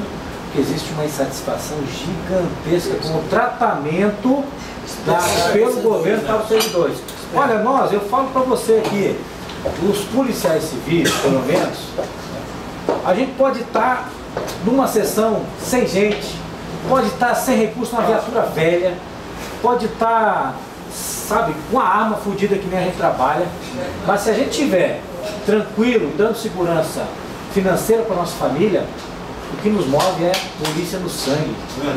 A gente gosta do que faz, mas a gente tem que estar abrigado, a nossa família tem que estar abrigada.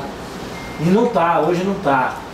Nós temos hoje um governador que virou as costas para a gente. Então no momento a sugestão que eu te digo é chama o servidor, bota o servidor do teu lado. Ele é o grande parceiro de qualquer governador que chegar, é o servidor público. Porque aí você vai ter o serviço começando a funcionar novamente. Eu não consigo imaginar, Gaúcho, nenhum serviço, nenhum governo que esteja afastado da segurança pública, da saúde e da educação. Isso em qualquer lugar. O cara tem que andar agarrado com esses três. E aí quando você fala do tesão do servidor público, se tem 3 tipos de servidores que tem tesão mesmo pelo trabalho, é o policial, o profissional da saúde e o profissional da educação. 2 deles eu falo com muita propriedade. O professor, e meu pai faleceu agora em dezembro passado, e foi professor a vida toda. Eu cansei de ver, ele pagava para dar aula, mas ele tinha prazer naquilo que ele estava fazendo.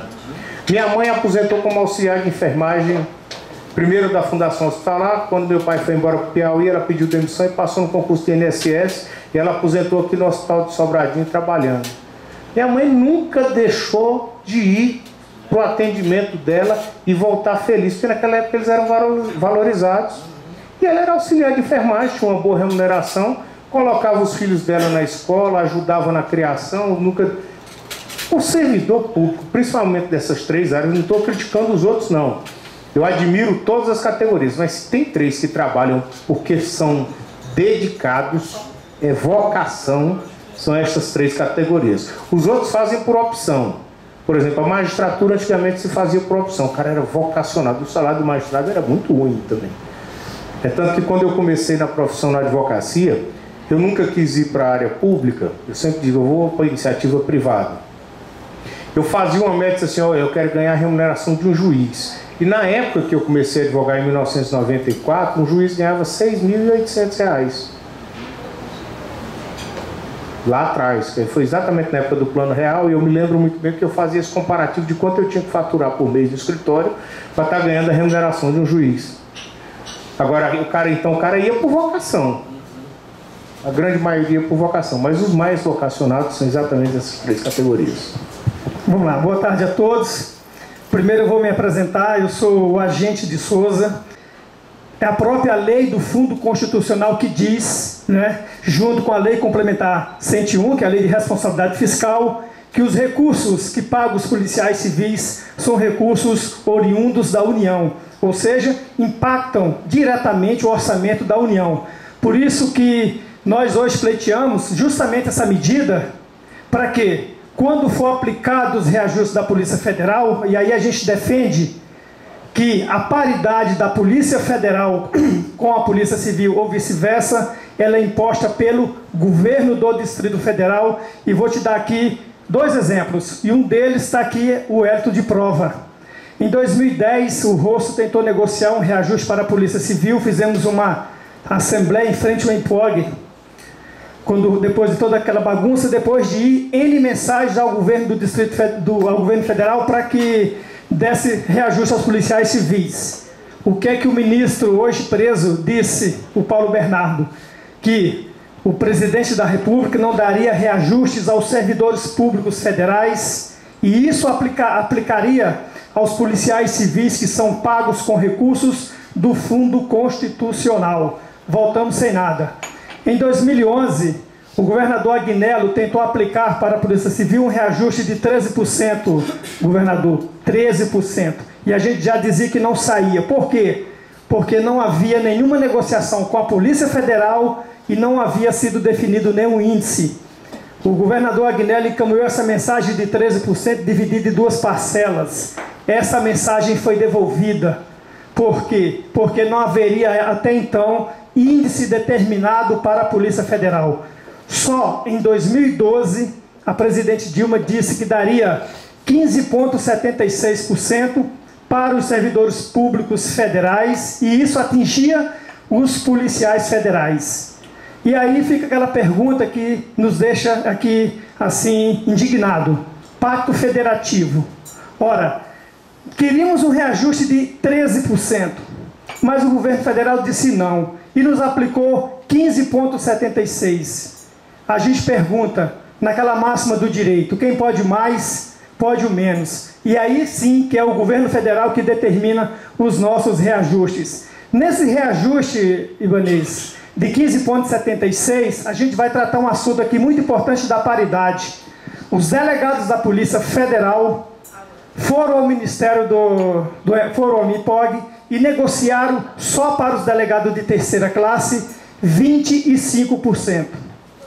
Este reajuste foi passado automaticamente para os delegados da Polícia Civil também de 25%. Por isso que a gente defende a paridade com a Polícia Federal. Ela já esteve escrita na Lei 7702, como foi dito aqui, e ela caiu em 96, mas foi paga até a data do Fundo Constitucional. Defendemos porque ela está implicitamente na Lei 4878. Inclusive o Tribunal de Justiça aqui de Brasília já decidiu sobre ações judiciais de que o direito dado a uma categoria tem que ser dado a outra. Esse último reajuste agora, de 37%, como os colegas dizem, eu costumo dizer que ele é de 22%. E talvez seja esse o reajuste cabível às outras categorias de segurança pública.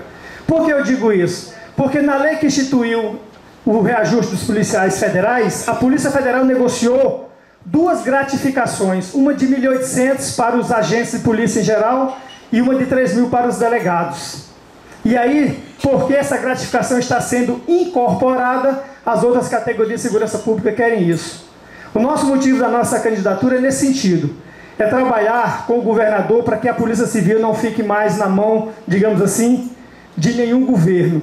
Eu espero que, trabalhando contigo nessa campanha, a gente possa resolver o problema dessa categoria da Polícia Civil, dessa normatização para o resto de nossas vidas. É o que a gente pretende. Gostaria que, antes de você falar, uma única reivindicação, que você encaminhe projeto de lei para o Congresso, instituindo dentro da Polícia Civil a gratificação por titularidade. Professor tem, médico tem, policiais civis não tem. Nós temos curso superior, nós temos doutores, bacharéis, nós temos mestrados, e os policiais civis... E os policiais civis não têm direito a essa gratificação de titularidade. Porque se você fizer uma pós, porque se você fizer um doutorado, você fizer um mestrado, você vai ter essa gratificação. Para finalizar, eu quero dizer o seguinte, para defender, e como defendo sempre, a questão da paridade.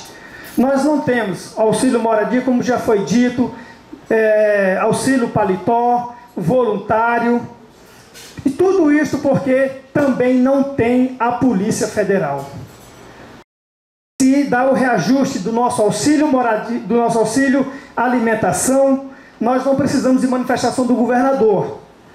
Apenas o governo federal manda o reajuste e a gente recebe, porque são recursos pagos diretamente do governo federal. E isso me deixou muito alegre quando você disse que os recursos são da União, quando o colega aqui falou da questão da normatização. Vamos lutar para que a gente chegue lá. Muito obrigado. Eu fico... do tipo da alimentação, vem por portaria do Ministério do Planejamento, essa parte aí eu conheço. Além do PC Saúde. Bom, aí nós temos também que criar uma outra discussão, porque Brasília ficou dependente desse fundo constitucional. Por quê? Porque a cidade não se desenvolve, né? Se fosse uma cidade que estivesse desenvolvendo, estivesse gerando emprego, renda, gerando impostos, a gente criasse os fundos, a gente não estaria correndo risco, porque se resolverem os congressistas numa determinada madrugada dessa e dizer vamos acabar com o fundo constitucional, aí acaba o Distrito Federal de uma vez. Mas eles podem fazer isso de forma escalonada. Nós vamos ter que fazer uma política de valorização que a gente chega em um determinado momento e a gente chega lá para a União e diz, só pode ficar com o seu fundo constitucional aí, porque Brasília se tornou uma cidade autossustentável e a nossa polícia vai ser a melhor remunerada do Brasil. Nós vamos pedir equiparação, agora é a CIA, esses outros, essa polícia internacional. O que nós estamos vivendo hoje é porque Brasília vive de pinico na mão. Eu estou cansado de ouvir dizer que governadores de outros estados têm 3, 4 audiências com vários ministros. E o camarada nosso que está aqui a 1 quilômetro da esplanada, você não vê, pelo menos não vê nas televisões, nos jornais, que ele teve no Ministério do Planejamento negociando, que ele encontrou com o presidente da República. Era para o camarada andar com o presidente da República debaixo do braço. Com certeza. Porque Brasília que todo mundo desconhece. Eu, por exemplo, eu não sei nem quem vai ser o presidente da República, né? Espero que seja alguém que tenha responsabilidade. Mas a primeira pessoa que eu vou me tornar amigo é do presidente da República. Ele pediu a cabeça do presidente. E não é porque eu quero ser amigo dele, não. Eu quero que ele entenda as dificuldades do estado que eu vou estar governando, que é a cidade onde ele está morando e onde ele vai receber os líderes mundiais. E para isso eu preciso ter segurança, saúde e educação. Eu estou muito em paz com essa minha candidatura. Eu estou muito feliz com o que eu estou fazendo, que é discutindo com as categorias os problemas da sociedade do Distrito Federal, na esperança de que é possível sim dar uma nova realidade, um novo futuro para todas as categorias e para a população do Distrito Federal. Eu estou muito animado. Se tem alguém... Eu tenho visto os outros candidatos meio de cabeça para baixo, estão tendo que responder sobre... Então eu estou na minha, eu estou muito feliz. Se tem uma pessoa que entrou numa campanha feliz e que vai sair feliz, sou eu.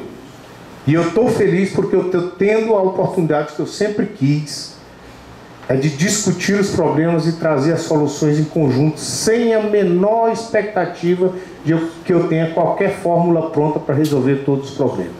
E mais uma coisa que eu digo para vocês. Se tem uma candidatura que está sendo construída com o apoio da população e das entidades da sociedade civil, é essa nossa. Eu vou procurar todas as entidades sindicais, associativas, corporativas, associação comercial, ADM, Sinduscom, todo o setor produtivo, eu vou ouvir todos, porque não tem ninguém que queira o mal dessa cidade dentro dessas instituições.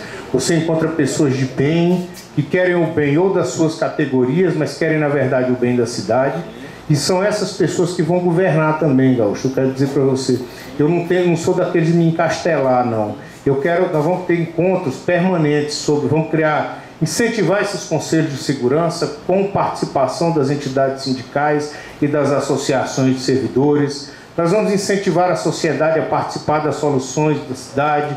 Nós vamos criar um grande conselho comunitário do Distrito Federal para que juntos a gente consiga solucionar os problemas e envolver a população na solução deles. Porque você também não consegue, uma coisa que eu aprendi no mestrado, que nenhuma solução ela tem efetividade se a quem você se dirige ele não compreende. Por exemplo, eu moro em Brasília, mas até hoje eu não entendi o que significa esse instituto que ele criou aí do Hospital de Base. Eu não consigo me dizer, eu poderia estar aqui defendendo o instituto. Poderia dizer que ia mantê-lo, mas eu não vi nenhum secretário dele, não vi ninguém que conseguisse. Está parecendo numa época que teve um plano econômico daquele lá atrás, e aí botaram o Maílson da Nóbrega para explicar. Ficou pior, ninguém entendeu o que aconteceu, no outro dia a inflação voltou. Então eu estou aí para isso, Gaúcho. Eu estou muito feliz de estar aqui com vocês. Eu me sinto parte desse sindicato, advoguei aqui durante um bom tempo, saí por questões administrativas, respeito essa questão toda, mas você pode ter certeza, as portas estão abertas, eu estou com todo o carinho do mundo, e se tem uma pessoa que respeita o servidor público, sou eu, porque minha origem toda é de vida, de trabalho, foi respeitando o servidor público e muito mais, fazendo o servidor público ser respeitado. Eu estou em paz com a cidade, estou em paz com todas as categorias e estou em paz com essa candidatura e essa caminhada, velho, que nós vamos ter a partir do dia 16. Já amanhã, já o pau conta. Obrigado, gente. E fica o seguinte, como eu sei que vocês devem transmitir o vídeo, e o Wellington tem esse contato mais próximo, mas você também tem meu telefone, quem não tiver pode passar. Surgindo sugestões, aprimoramentos e tudo, eu acho que isso é um projeto em construção. Eu acho que esse é um projeto em construção. A oportunidade que Brasília vai ter, talvez seja a última, de recuperar todas essas áreas. Então, que os colegas da categoria, os colegas que estão em casa, que já viveram outras épocas onde as coisas funcionavam, e eu sou um jovem, eu tenho 47 anos de idade, não vivia tanto tempo e não convivi dentro das corporações, que ele mande as sugestões, a gente senta depois de algum momento da campanha, discute, incorpora no nosso plano de governo, no nosso projeto emergencial. Nós vamos trabalhar juntos para construir uma proposta para a segurança. Muito bom. Então, sem mais perguntas, então agradeço mais uma vez aqui a presença do candidato, do Wellington, do Ibanez, e fique à vontade aí, nós temos um lanchinho. Fique à vontade aí. Obrigado a todos. Valeu, Gaúcho. Valeu. Gaúcho, obrigado. Alex, falou. Obrigado, muito bom. Vou só gravar um vídeo aqui. Eu sou bem-vindo ao Rosenberg, você a oposição,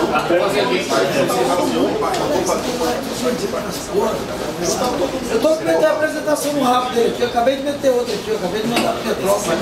Eu vi Você consegue? Os caras se vendem mesmo, literalmente. Se vendem. Não, cara, por exemplo, ele ia acabar com a carreira de apoio. Nós metemos uma apresentação lá, suspendemos. Cara, ele já tinha tirado da folha de pagamento, né, da Polícia Civil. Aí onde chegou a tirar, não falaram nada pra ninguém. Pois é, ficaram calados, não descobriram me apresentar. Olha, pra vocês terem ideia, hoje eu tenho 5 visitas cautelares lá no Tribunal, todos com eles. Estou com mais uma aqui agora. Agora do viaduto, que ele meteu um pregão eletrônico no viaduto. Eu fui lá, entrei agora, não consegui eliminar, porque só por licitação. O cara ele não faz nada, pregão eletrônico no viaduto. Não sei quantos bilhões. o CEP vai dar conta do pessoal dele, né? Do pessoal. Lá não dá não, tá gelado que legal. General, boa sorte na caminhada. Tira lá, dá pra caçar desse filho da puta.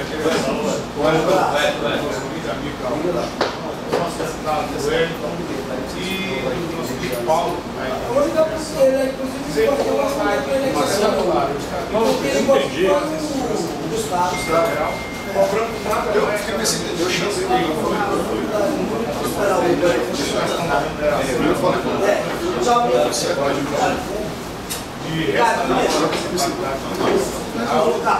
Todo mundo acabou. Só que aí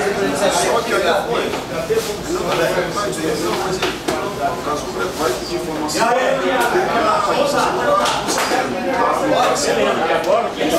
Aí, mas o que você percebe da discussão do próprio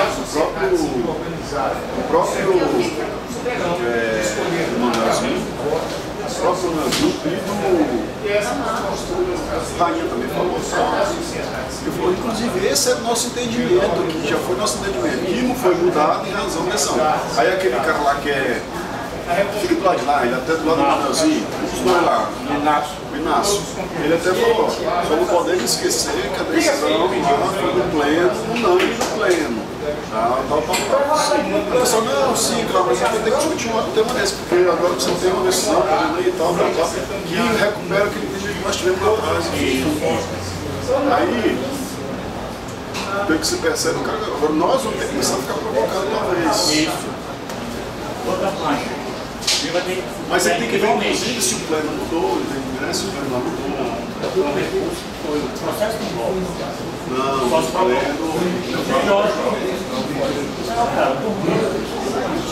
Alguém tem que provocar o TJ no mundo. Entendeu? Para ver se você. Aí esse não deu para entender. Esse não deu para entender. Entendeu? Esse caso específico. Não, eu vou ficar com um vai começar a problema. Eu vou ficar com a raiva. Vai ter que ser hoje. Vamos lá.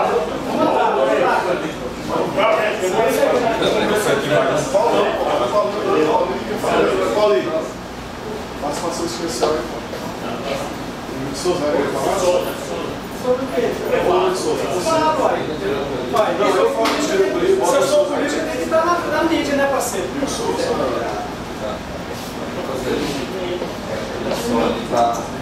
Eu acho que deve ter ajudado muito pra cara. Às vezes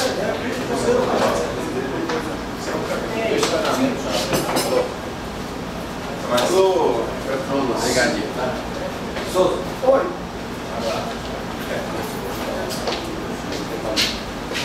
Vai lá. Tá. Vamos chegar aqui.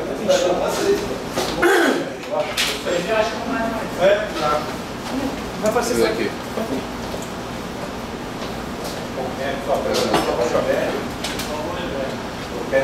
Pessoal.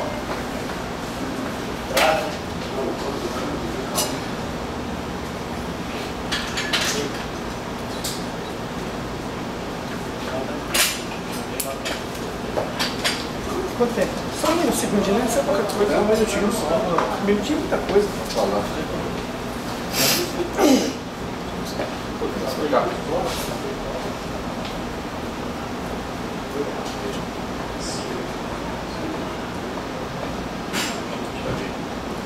Bom, eu achei muito positiva, né, essa reunião aqui com o pré-candidato ao GDF, Banês.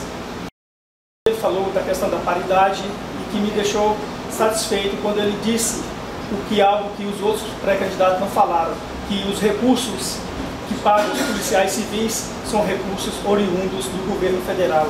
Portanto, eu acho isso muito positivo e que isso nos leva justamente a dizer que a paridade é um instituto legal.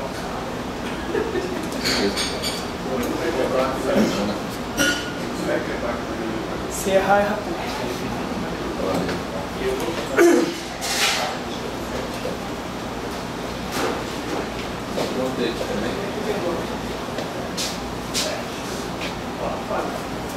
Vai ser mais fácil. desses. Um esquema diferente. Quer usar o fundo lá no São Paulo? Porque ele sobe pra pegando lá da rua, eu na rua, né? Fica curtindo muito rápido. Os militares estão numa vantagem do caralho. Porque os caras podem se filiar de uma precisa. Tem razão dessa composição que a gente vê ser só em razão do sujeito. Eu trabalho um pouco diferente. Eu queria Qual esse doutor aqui, ó? Puxando? Na tarde de hoje, precisa falar ou não? Pode ser.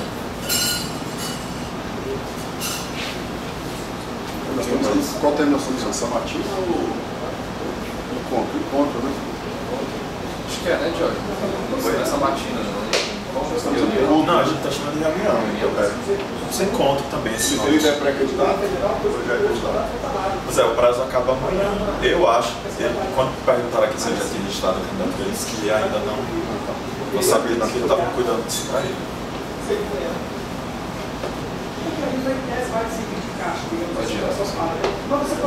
Nessa tarde, aqui na sede do Simpol-DF, Sindicato dos Policiais Civis, tivemos mais uma reunião com um pré-candidato ao governo do Distrito Federal. Dessa vez, nosso ponto foi com o pré-candidato Ibanez, do MDB. Ibanez recebeu as demandas que provém da categoria e...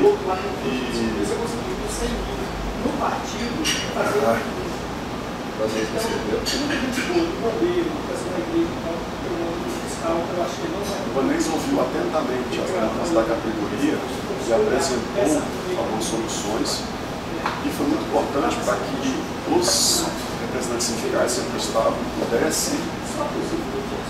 acho que peraí. Se você quer fazer a coisa boa, e o sistema te dá essa opção... O Ibanez recebeu as demandas provenientes da categoria, apresentou algumas soluções, enfim, essa foi mais uma ação do sindicato para que a categoria possa escolher aquela melhor opção para governar o Distrito Federal nos próximos anos. Essa foi mais uma ação do Simpol-DF para que a categoria... Essa foi mais uma ação do Simpol-DF para que a categoria possa escolher aquele governador que melhor poderá. Essa foi mais uma ação do Simpol-DF para que a categoria possa escolher quem poderá governar o Distrito Federal em 2019 em diante do programa. Essa foi mais uma ação do Simpol-DF para que a categoria possa definir qual será a melhor opção para governar o Distrito Federal. Mais direto.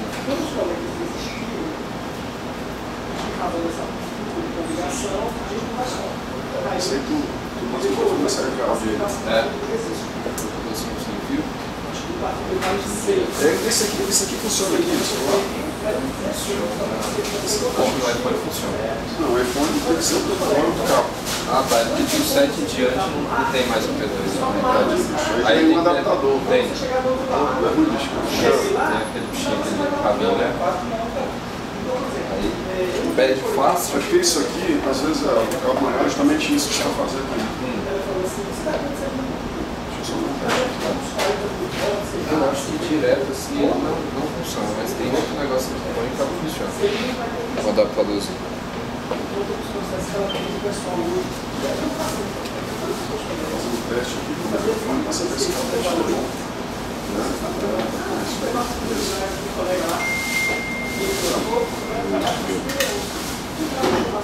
Eu passei a me envolver e conversando com ele sobre isso. Não, sei lá.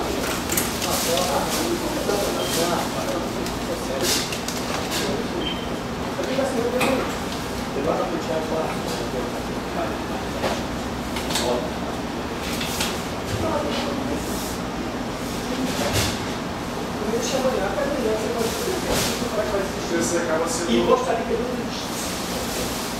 Vai levar com ele. Vai ter razão. Eu duvido não. Eu não vai. Você está sendo triste desse pra nós. Ele não tem que achar, mas se eu ficasse lá com o governador da ET na